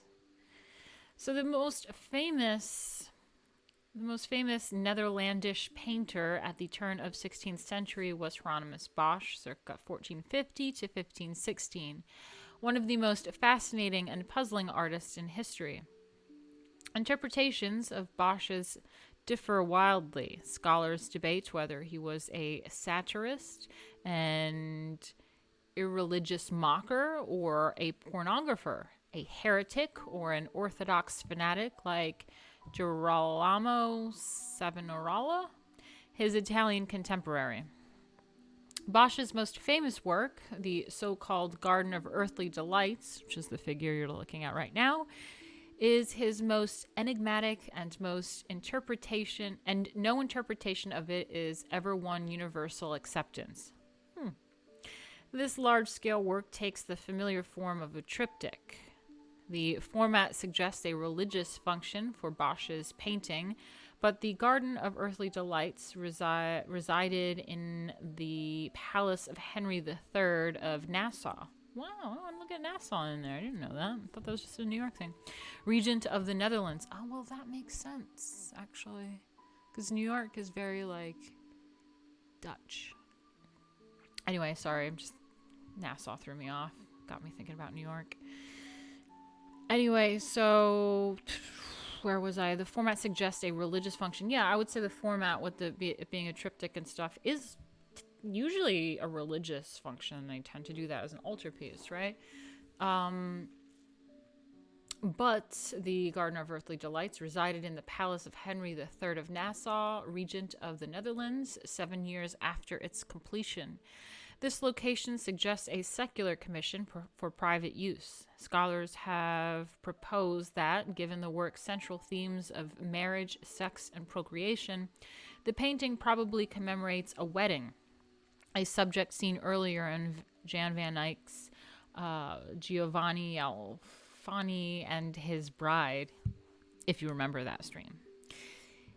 Any similarities between the two paintings end there, however. Whereas Van Eyck grounded his depiction of a betrothed couple in 15th century life and custom, Bosch portrayed a visionary world of fantasy and intrigue. In the left panel, God presents Eve to Adam and landscape, presumably the Garden of Eden. Bosch placed the event in a wildly imaginative setting that includes an odd pink fountain-like structure in a body of water and an array of fanciful and unusual animals. These details may hint at an interpretation involving alchemy, the medieval study of seemingly magical changes, especially chemical changes. I love that we just had alchemy in here, man. We got copyright lawsuits and alchemy involved in this. Holy shit, what a stream. Cool. Cool. I love it. The right panel, in contrast, bombards viewers with the horrors of hell. Beastly creatures devour people, while others are impaled or strung on musical instruments as if on a medieval rack. A gambler is nailed to his own table. A spidery monster embraces a girl while toads bite her. A sea of inky darkness envelops all of these horrific scenes. Observers must search through the hideous enclosure of Bosch's hell to take in its fascinating, though repulsive details. Sandwiched between paradise and hell is the huge center panel in which nude people blithely cavort in a landscape dotted with bizarre creatures and unidentifiable objects. The numerous fruits and birds, fertility symbols in the scene suggest procreation, and indeed, many of the figures are paired off as couples. The orgiastic overtones of this panel, in conjunction with the terrifying image of hell, have led some scholars to interpret this triptych, as they have other Last Judgment images, as a warning of the fate awaiting the sinful, decadent, and immoral. Okay, that's all this book had on it, but let's get into the butt music, shall we?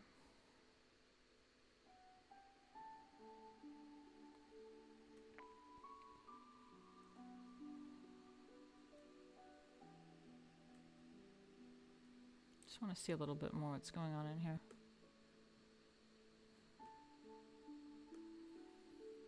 This fucking dude, I swear to God.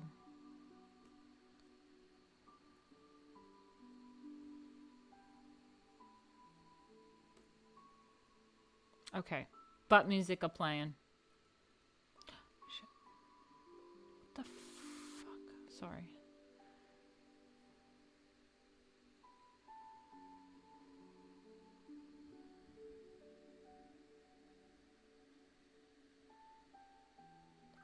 Let me turn off this music real quick, and then we'll get to butt music. That's not it. It's a commercial.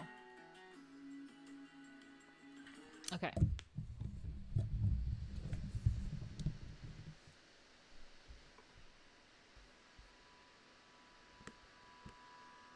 This is the butt music.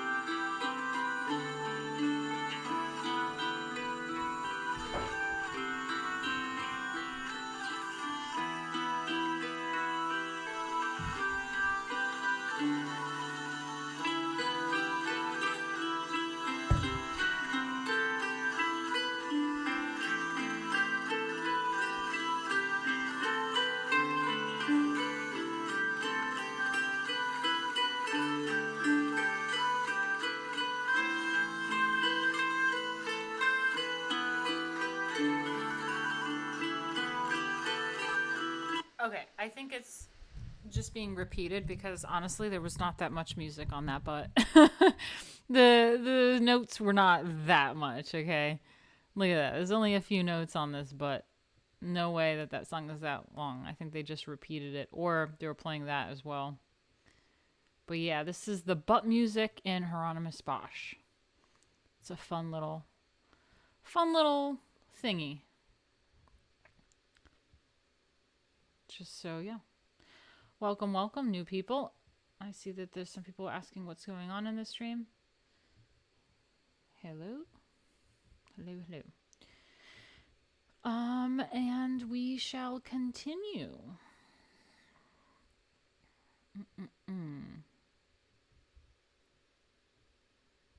Let's see. Okay, I'll bring you back to what I'm looking at here for a minute. And yeah, we did Hieronymus Bosch. And now we are going to Quinten Massys, Antwerp's growth and prosperity, along with its wealthy merchant. Antwerp's growth and prosperity, along with its wealthy merchants' propensity for collecting and purchasing art. I mean, again, here we go. People purchasing art and being into that. You don't have a lot of people purchasing art that much anymore. You know, no one gives a shit. They think artists should just do shit for free. Attracted artists to the city. See? And it also helps cities and countries thrive. Among them was Quinten Massys, circa 1466 to 1530, who became Antwerp's leading painter after 1510.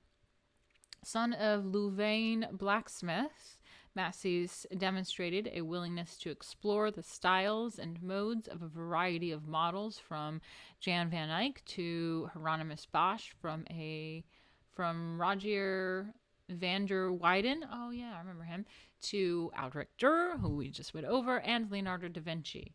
Yet his eclecticism was subtle and discriminating, enriched by an inventiveness that gave a personal stamp to his paintings. In Money Changer and His Wife, okay, this figure right here, let me just bring it up for you guys in closer detail.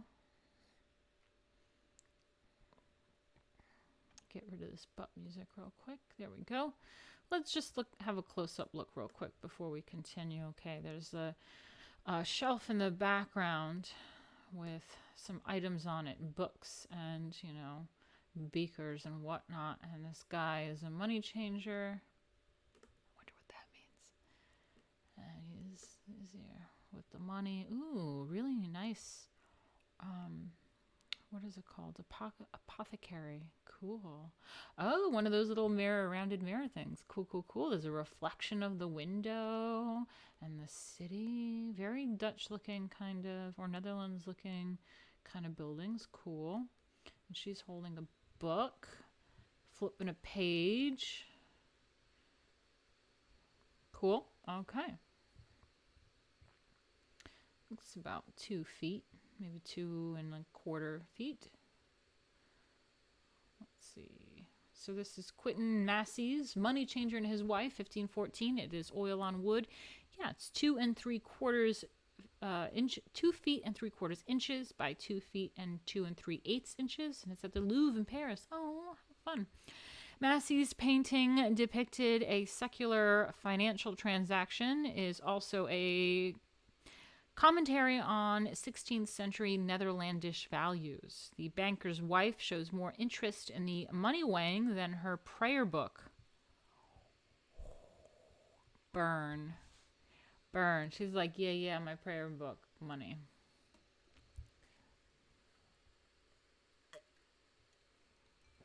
Okay, so he holds scales, checking the weight of coins on the table. The artist's detailed rendering of the figures, setting, and objects suggests a fidelity to observable fact. But the painting is also a commentary on Netherlandish values and mores. In it, Massys highlighted the financial transactions that were an increasingly prominent part of 16th century secular life in the Netherlands, and that distracted Christians from their religious duties. The man's wife, for example, shows more interest in watching her husband weigh money than her reading her prayer book. Massys incorporated into his painting numerous references to the importance of a moral, righteous, and spiritual life, including a carafe with water and a candlestick, traditional religious symbols. The couple ignores them, focusing solely on money. On the right, through a window, an old man talks with another man, suggesting idleness and gossip. Sounds like a bunch of trolls and haters I know. People that are more focused on their content in idleness and gossip. The reflected image in the convex mirror on the counter offsets this image of sloth and foolish chatter. There, a man reads what is most likely a Bible or prayer book. I just want to reiterate. Idleness and gossip, it's like a Vicky type of thing to do, if you know what I mean. Anyway. There, a man reads what is most likely a Bible or prayer book. Behind him is a church steeple. An inscription on the original frame, now lost, read, "Let the balance be just and the weights equal." I think it's Levi 1936. A caution that applies both to money charger's profession, conduct, and the eventual last judgment. The couple in this painting, however, has tipped the balance in favor of the pursuit of wealth. Wow. It's quite fascinating, actually. Very, very interesting. Very interesting.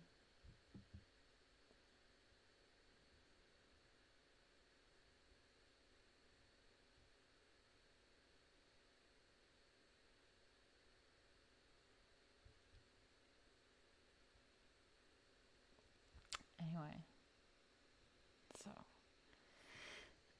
hold on, Jay, if you're in Discord, let me just tell you something.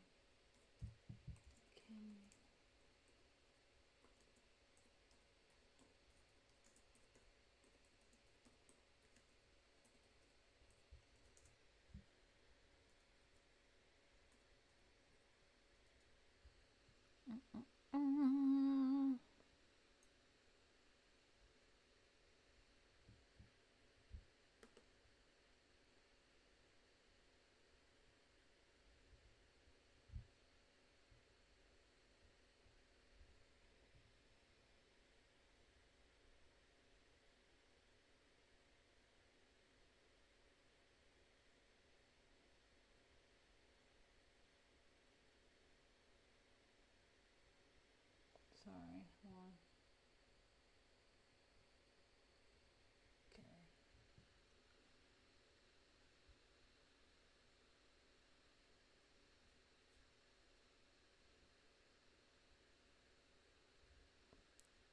Okay, let's get back to it.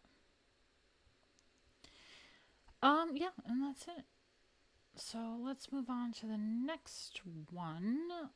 Let me just make sure. Yeah, okay.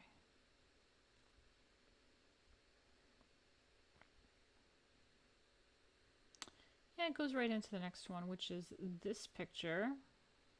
Cool. Love it. Meats and shit.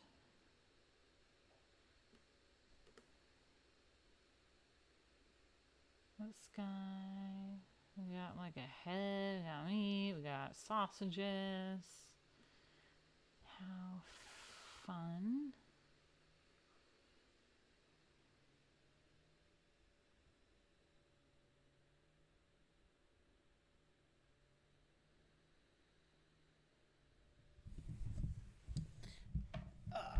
Gotta go to the bathroom again. It's all this drinking.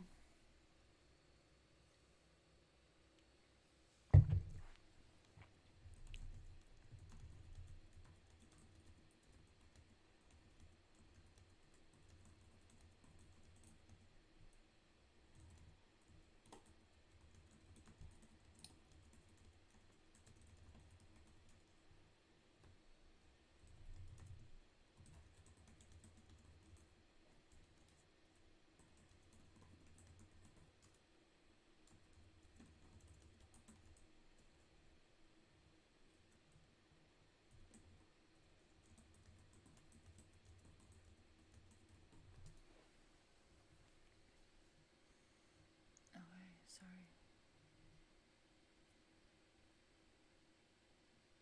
Where's my aesthetic crown? I put it in storage. Yeah, I mean, I do have some other crown here. Yeah, that I made. But it's not as nice as my crowns that I have in storage. Yeah. Okay, let's get back to this. Okay, so this image that you're looking at is Pieter Aertsen. It's butcher's stall, 1551, oil on wood. It's 4 feet 3/8 inches by 6 feet 5 3/4 inches. It's at Uppsala University Art Collection, Uppsala. At first glance, butcher's stall appears to be a genre painting, but in the background, Joseph leads a donkey carrying Mary and the Christ child. Oh. Aertsen balanced images of gluttony with allusions to salvation. Not illusions, but allusions with an A. Allusions to salvation. Okay, well, gluttony, I guess, is the same. So here is the Christ child and Mary on a donkey, I suppose.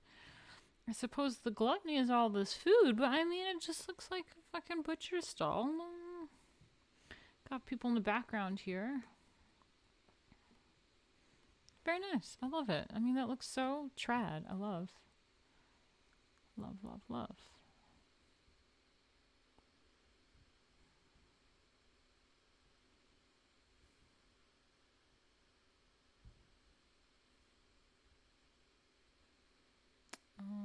Anyway.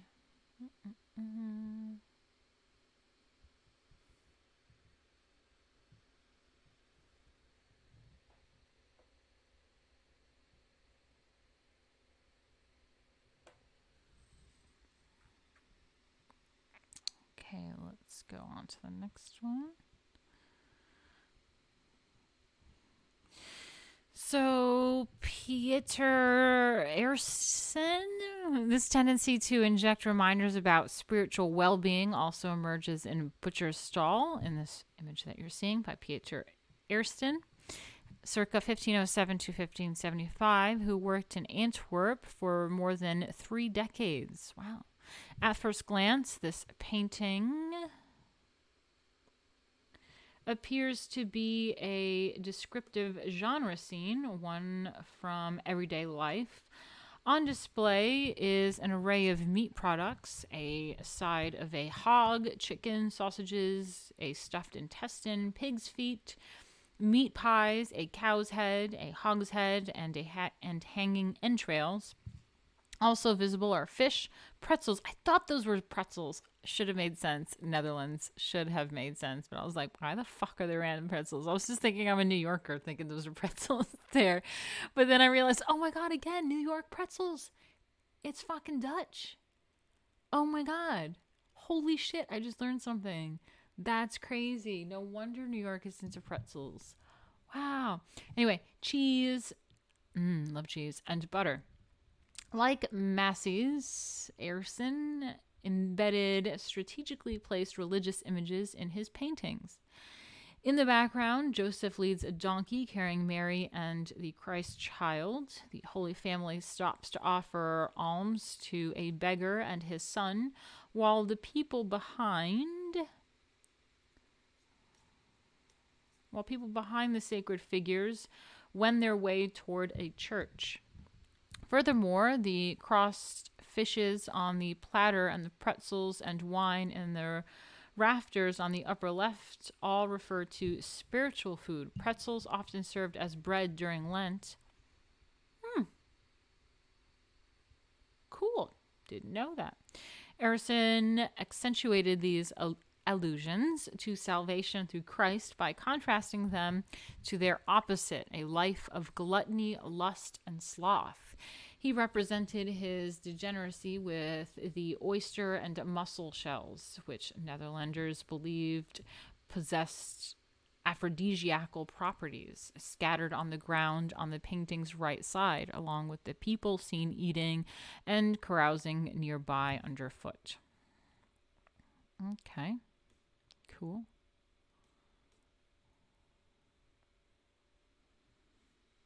Cool.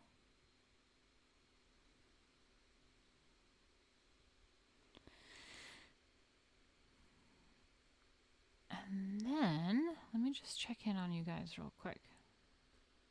All right, no one's saying anything new.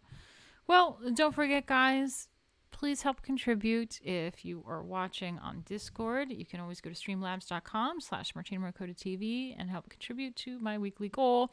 And if you are watching on YouTube, it is a rerun. So, yeah, I'm in the chat with you guys if you're watching on YouTube. And I would prefer you use Streamlabs instead of YouTube because YouTube takes a third cut and it's just like been a bitch to me lately. So just go to streamlabs.com/Martina Markota TV if you are enjoying this content and, you know, all this art history. So thank you. Let's continue, shall we?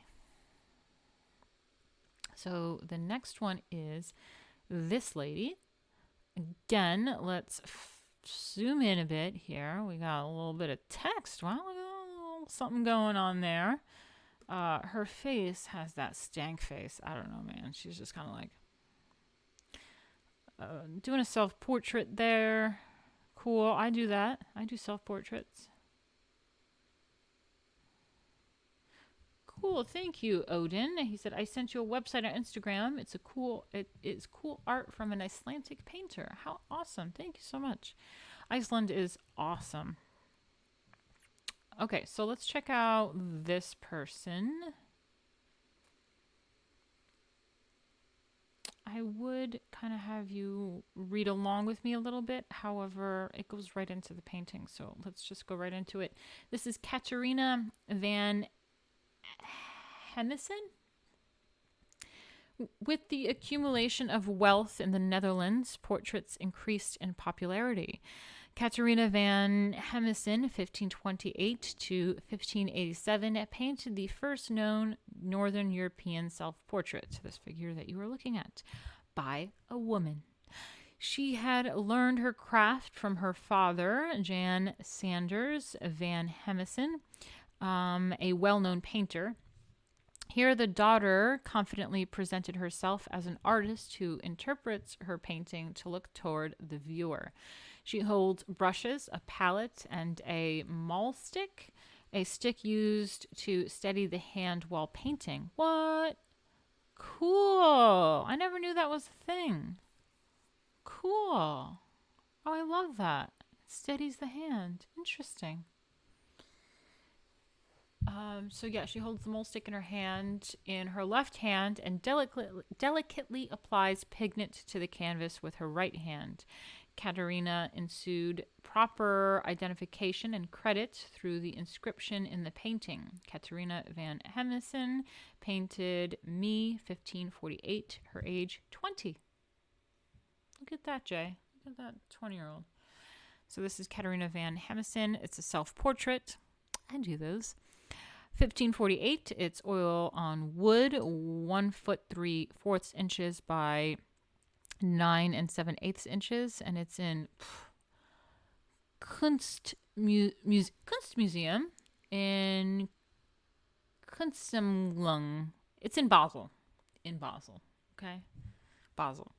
In the first known Northern European self-portrait by a woman, Caterina van Hemessen represented herself as a confident artist, momentarily interrupting her work to look out at the viewer.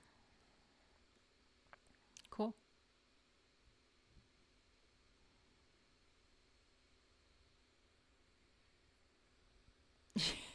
Jay says she looks 40.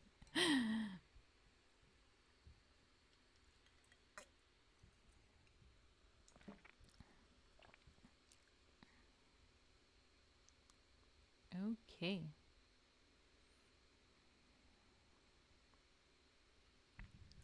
Interesting. Odin, thank you for that. He said Kunst means artistry or craft in Icelandic. Same as our German cousins. Wow, that is so interesting. Thank you for that. Love that.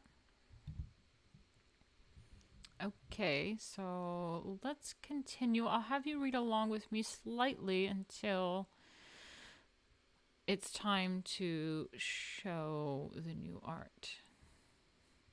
So now we have Pieter. Is that how I'm saying that? Or should I say Peter? Is it Pieter? You gotta help me, Odin. Bruegel the Elder. Ooh, we got an elder in the house. Okay. The greatest Netherlandish painter of the mid-16th century was Pieter Bruegel the Elder, circa 1528 to 1569. Like many of his contemporaries, Bruegel traveled to Italy, where he apparently spent almost 2 years venturing as far south as Sicily. Unlike other artists, however, Bruegel chose not to incorporate classical elements into his paintings. Instead, his works reveal an interest in interrelationship of human beings and nature. But in Bruegel's paintings, no matter how huge a slice of the world the artist shows, human activities remain the dominant theme. Bruegel's Netherlandish proverbs, figure 937, depicts a Netherlandish village populated by a wild range of people, nobility, peasants, and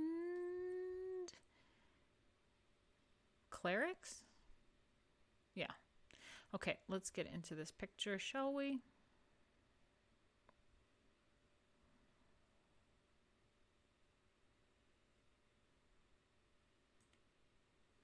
Okay, let's look at the details real quick. We got stuff going on up in here on this roof. I don't know what the hell is going on this roof.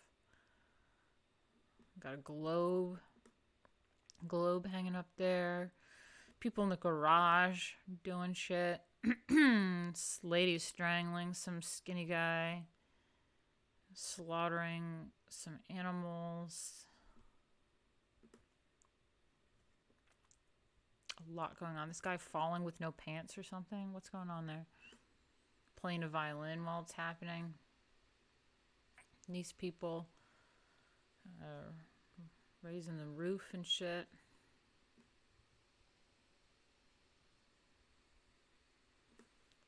Okay, this is quite wild. What the fuck is going on here?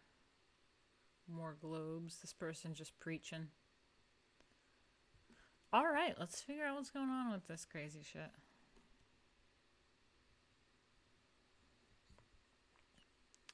So this is Pieter Bruegel the Elder, Netherlandish Proverbs, 1559. Oil on wood, it's 3 feet 10 inches by 5 feet 4 1/8 inch, and it's at a museum in Berlin, okay? So I'm not saying that. I'm not saying it. I'll show you what I'm looking at. I'm not saying it.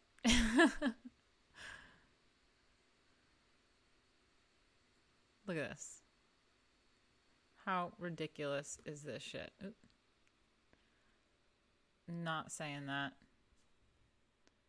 Staulich Museum, Berlin. It's in Berlin, okay, guys? I'm not saying that word. Not happening.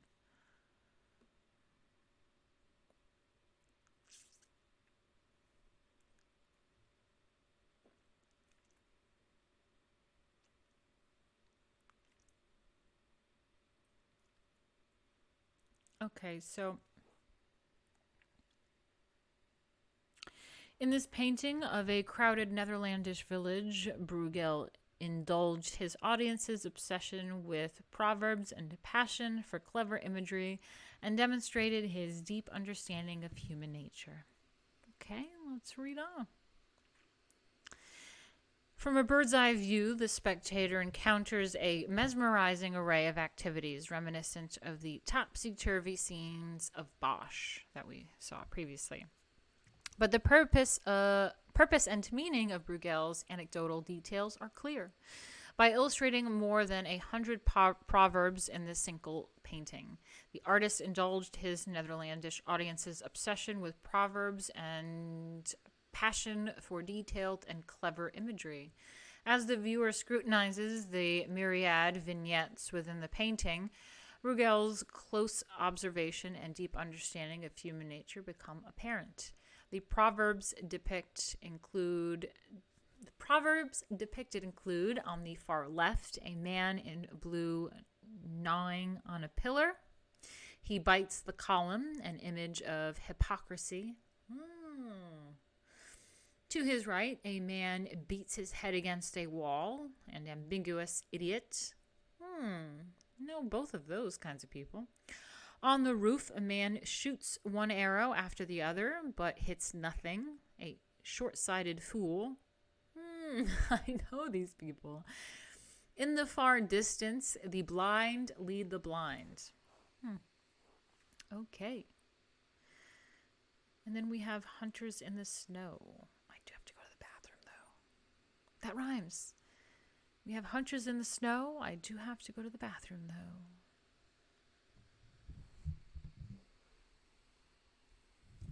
Just say the names how you want. That way we can hear your New York accent. You don't have an exaggerated New York accent to me. I do not. I do not. Thank you. I don't think I have a particularly exaggerated accent at all.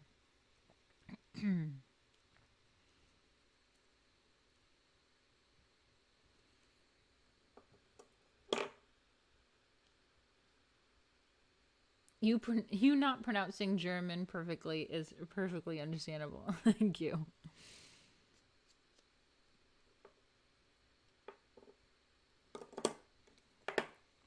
Oh my god, I have to go to the bathroom, but I don't want to lose you guys. Now we got 31 in here. Okay, we're working. So let's see. Let's read along with me, shall we? Oh no, were you reading along with me the whole time?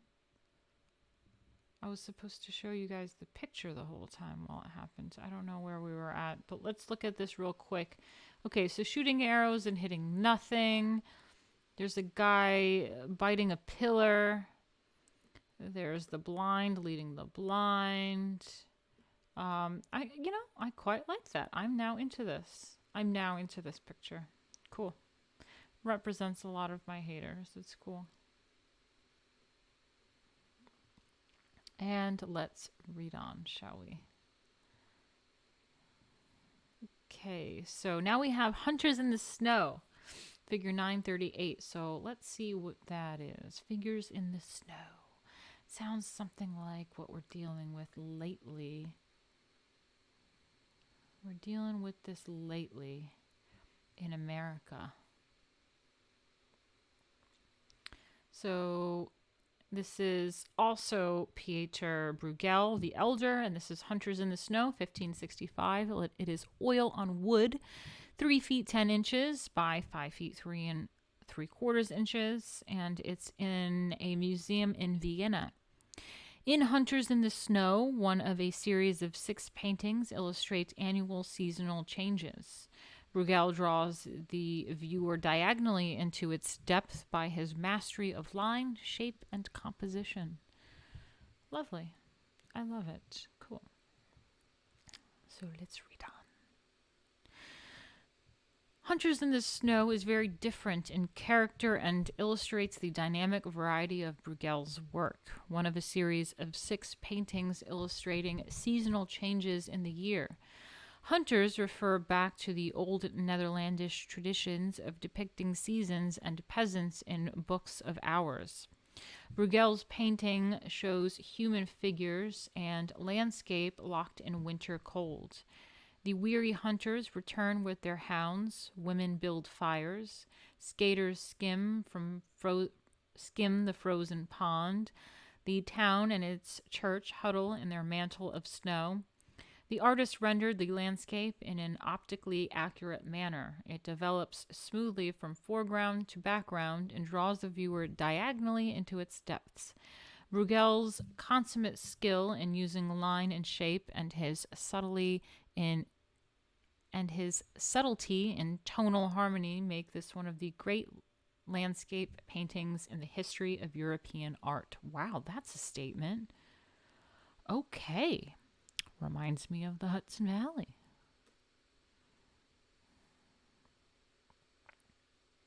Cool. And let's continue.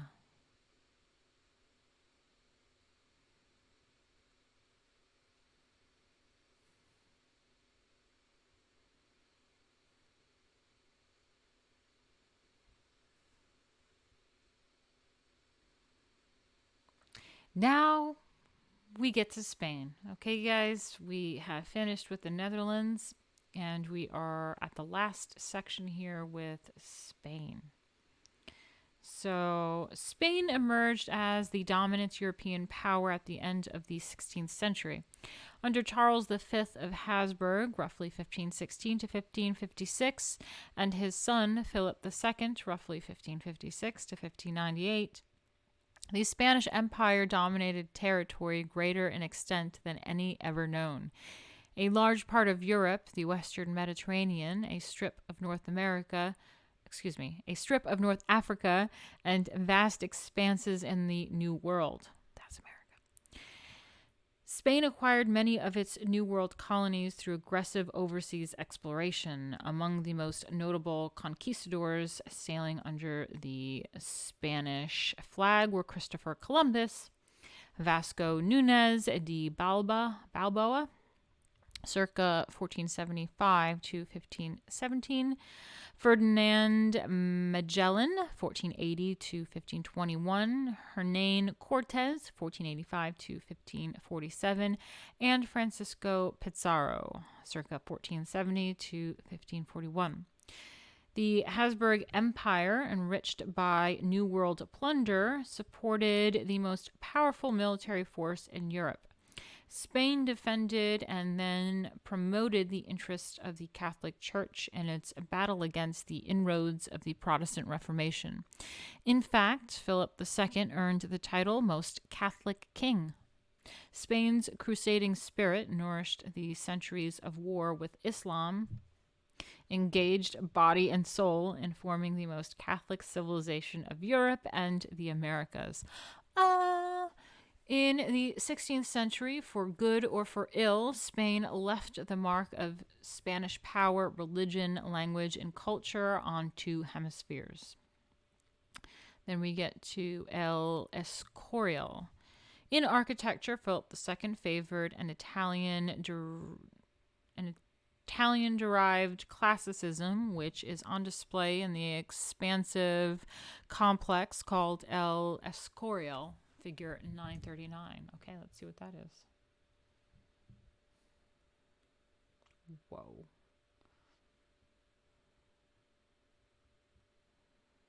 Look at that.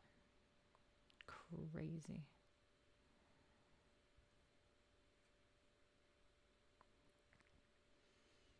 Okay, guys, I'm really sorry, but I have to go to the bathroom really bad. I can't hold it anymore. I can't hold it anymore. I'm going to play maybe the Hieronymus. Oh, I forgot to be playing my music. Oops. Maybe I'll play Hieronymus Bosch a little bit more. Okay, we got music playing. I'll be right back.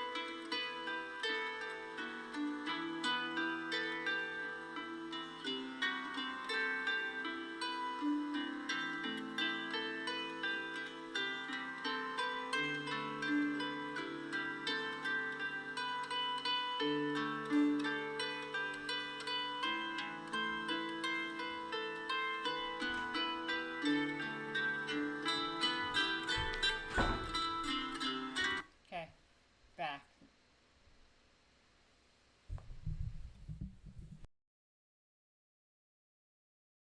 Well,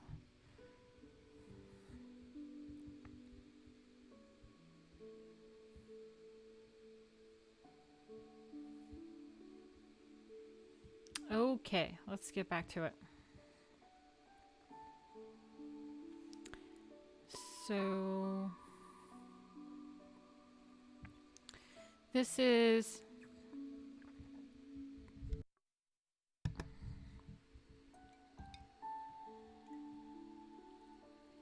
Francis Juan de Hera and Juan Bautista de Toledo, El Escorial, near Madrid, Spain. 1563 to 1584. Detail of an anonymous 18th century painting. Conceived by Charles V and built by Philip II, El Escorial is a combined royal mausoleum, church, monastery, and palace. The complex is classical in style with severely plain walls and massive towers. It's pretty massive, I gotta say. Pretty fucking massive. So, it was built by Juan Bautista de Toledo. What is D? It says D died 1567? I don't know. And Juan de Herrera, circa 1530 to 1597. Principally the latter. In his will, Charles V stipulated that a dynastic pantheon be constructed to house the remains of past and future monarchs of Spain. Philip II, obedient to his father's wishes, chose a site some 30 miles northwest of Madrid in rugged terrain and barren mountains. There he built El Escorial, not only a royal mausoleum, but also a church, a monastery, and a palace. Legend has it that the grid-like plan for the enormous complex, 625 feet wide and 520 feet deep, symbolized the gridiron on which Saint Lawrence, El Escorial's patron saint, suffered his martyrdom. The vast structure is in keeping with Philip's austere and conscientious character, his passionate Catholic religiosity, his proud reverence for his dynasty, and his stern determination to impose his will worldwide. Let me just make sure you guys are hearing me and everything's okay, if you don't mind.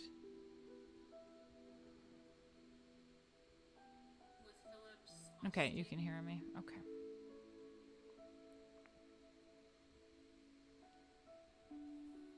Worldwide. Prestige. Worldwide. Okay.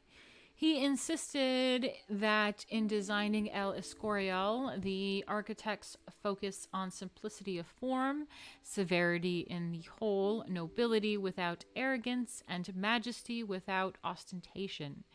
Only the three entrances with the dominant central portal framed by superimposed orders and topped by a pediment in the Italian fashion break the long sweep of the structure's severely plain walls.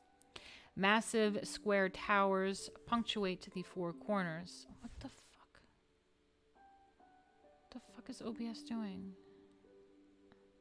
Did you guys miss that? Are we okay? We all okay? Refresh the page.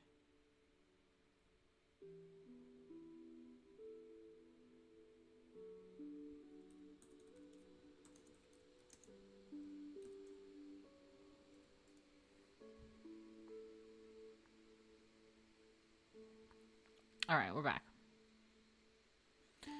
Where was I? The construction material for the entire complex. Oh, no. Only the three entrances with the dominant central portal framed by superimposed orders and topped by a pediment in the Italian fashion break... Oh my god, why is it disconnecting? Sorry, OBS is disconnecting. I'm on DLive. If you're on YouTube, you're just watching it, don't worry. Just chill. Just wait. Okay, now we are reconnecting. Okay, just chill. Sometimes I have connection issues, don't mind me. Refresh again.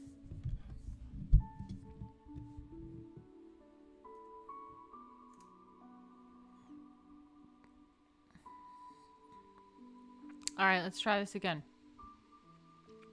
Only the three entrances with the dominant central portal framed by superimposed orders and topped by a pediment in the Italian fashion break the long sweep of the structure's severely plain walls. Massive square towers punctuate the four corners.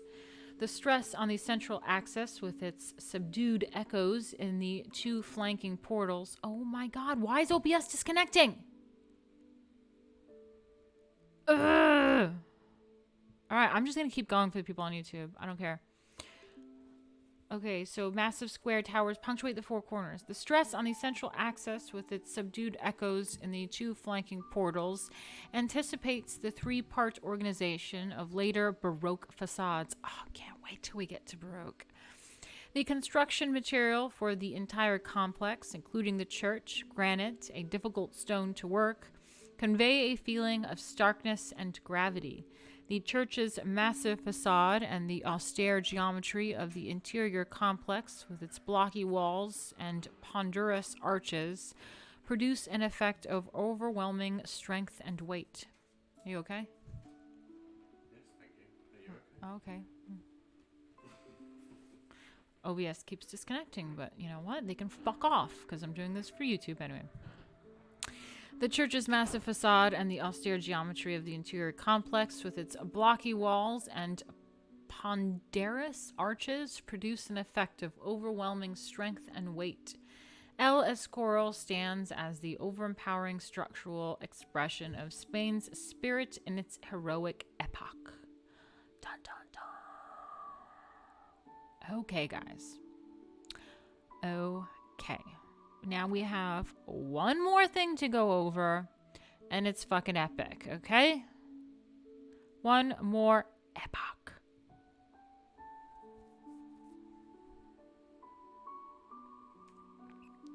Are you guys with me? Let me know in the chat. We good? We good? How are we doing? Refresh the page. We're all feeling okay. We're enjoying ourselves. One more epic thing.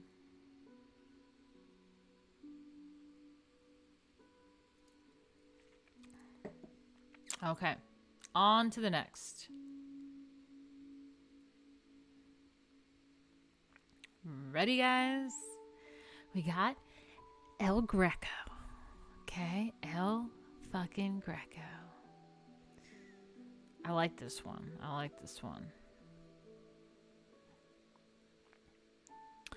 So we have El Greco.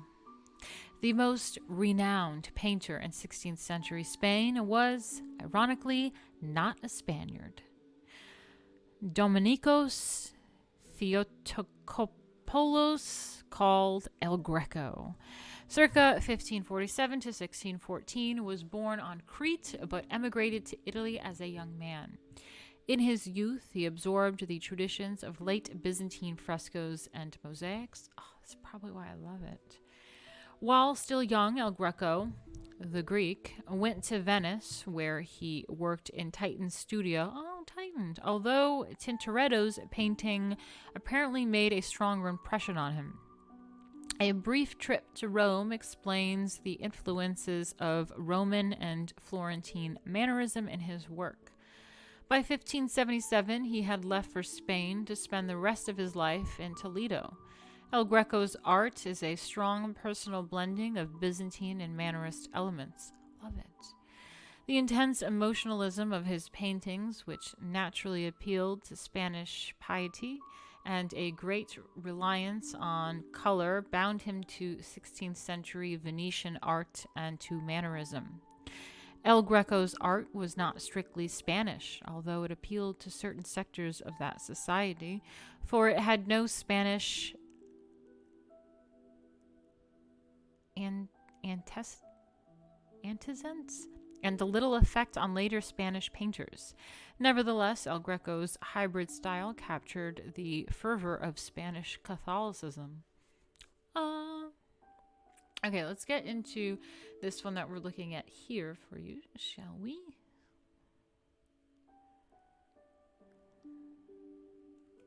There we go. Let's look at up close a little bit. We got Jesus up there. We got Mary.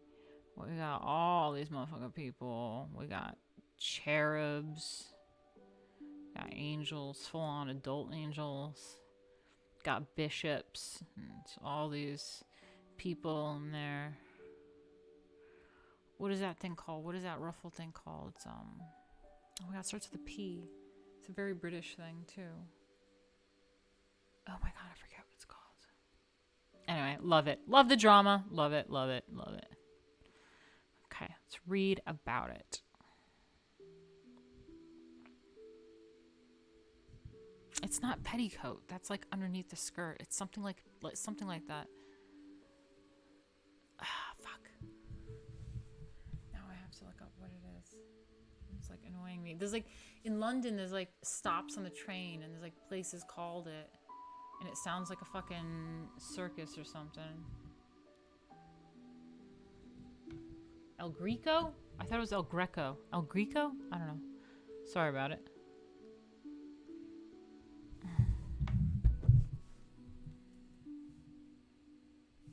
Jack? Can you come here?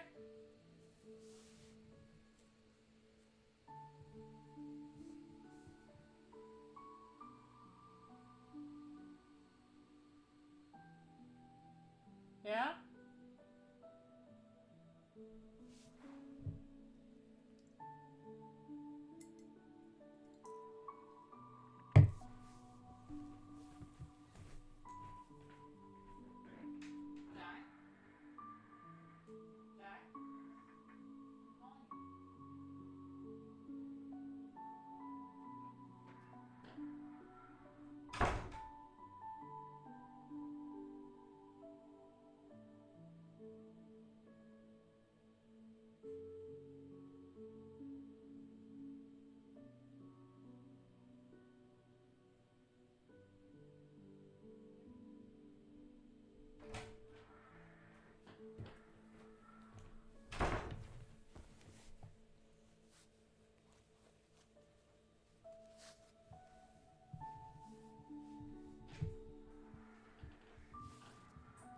What are those things on the neck that are frilly called, and it's like a place in London and a stop on the subway? Starts with a P. Piccadilly. Piccadilly. Piccadilly? Check. It's either Piccadilly or Piccadilly. I thought it was like Piccadilly Circus. Piccadilly. Piccadillo? No, it's a recipe. Yeah, that's what it is. Piccadilly. Piccadilly. It's a large, broad collar of cutwork lace that became fashionable in the late 16th century and early 17th century. That's right where we are in the art history, so that makes sense. Cool. Let's get into it. So, where were we at? So, this passion... Oh, no. So, El Greco, burial of Count Orgaz, Santo Tomé, Toledo, Spain, 1586, oil on canvas, 16 feet by 12 feet. Holy shit.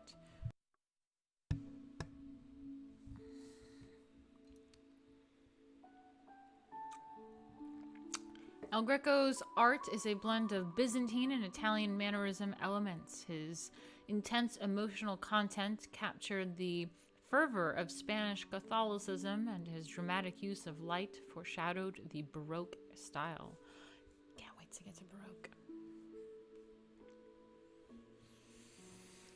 So this passion is vividly expressed in the artist's masterpiece, The Burial of Count Orgaz, painted in 1586 for the Church of Santo Tomé in Toledo.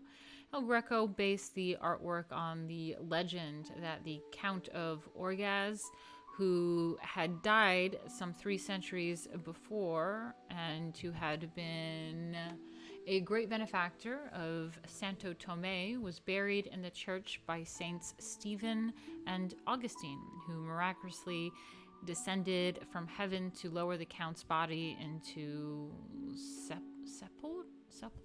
What the fuck is that? U-L-C-H-R-E. Sepulchre. What the fuck is that? Hold on.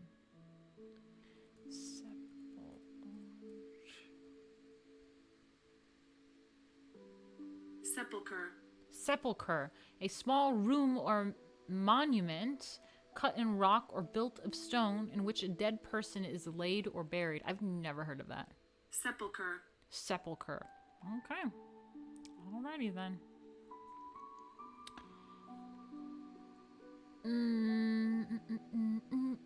Sepulchre. The brilliant heaven that opens above irradiates the earthly scene. The painter represented the terrestrial with a firm realism, whereas he depicted the celestial in his quite personal manner with elongated, undulating figures. I love that they always use the word undulated.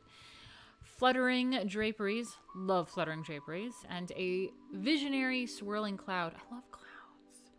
Below, the two saints lovingly lower the count's armor-clad body, the armor and heavy draperies painted with all the rich sensuousness of the Venetian school.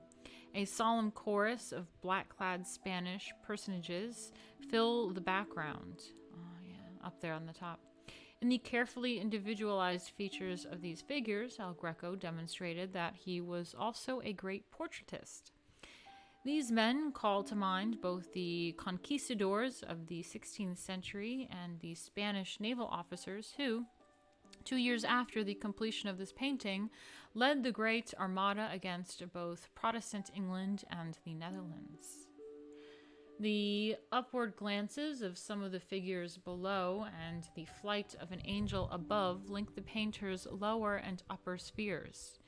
The action of the angel who carries the Count's soul in his arms and St. John and the Virgin intercede for it before the throne of Christ reinforces his connection. El Greco's deliberate change in style to distinguish between the two levels of reality gives the viewer an opportunity to see the artist's early and late manners in the same work, one below the other. This sumptuous and realistic presentation of the earthly sphere is still strongly rooted in Venetian art, but the abstractions and distortions El Greco used to show the immaterial nature of the heavenly realm characterize his later style. His elongated figures exist in undefined spaces, bathed in a cool light of uncertain origin, explain El Greco's usual classification as a mannerist, but it is difficult to apply that label to him without reservations.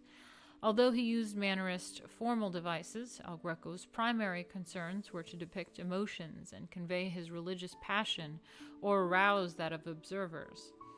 The forcefulness of his paintings is the result of his unique, highly developed expressive style. His strong sense of movement and his use of lights prefigured the Baroque style of the 17th century, examined next in Chapter 10. I'm so excited to do the Baroque era. Super, super excited.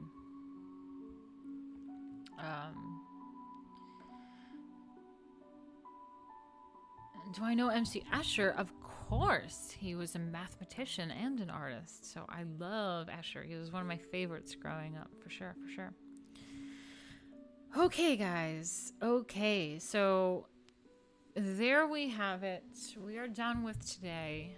I hope you enjoyed yourselves. If you did, if you appreciate what I'm doing here, I didn't get any donations today, so I would really highly appreciate. Doesn't matter if I'm live or not. You can always go to streamlabs.com/Martina Markota TV and help contribute to my goal.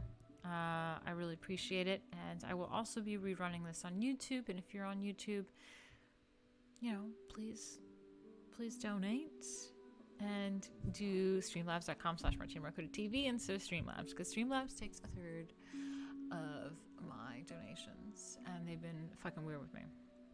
So I will see you guys soon. Tomorrow I will be on YouTube, and if you're watching on YouTube, then tomorrow I'll be on DLive. So I rotate. So I go live on DLive and then I premiere it on YouTube the following day. So that's kind of how it goes, and I hope you guys enjoy. Yeah, so we are done with Chapter 9, I believe, which was Europe 1500 to 1600, and we will now be going to Europe 1600 to 1700 which is like the Baroque and the Counter-Reformation and all that stuff. So I hope you guys stick around. Subscribe if you're new here. Really appreciate it, everybody. Thank you.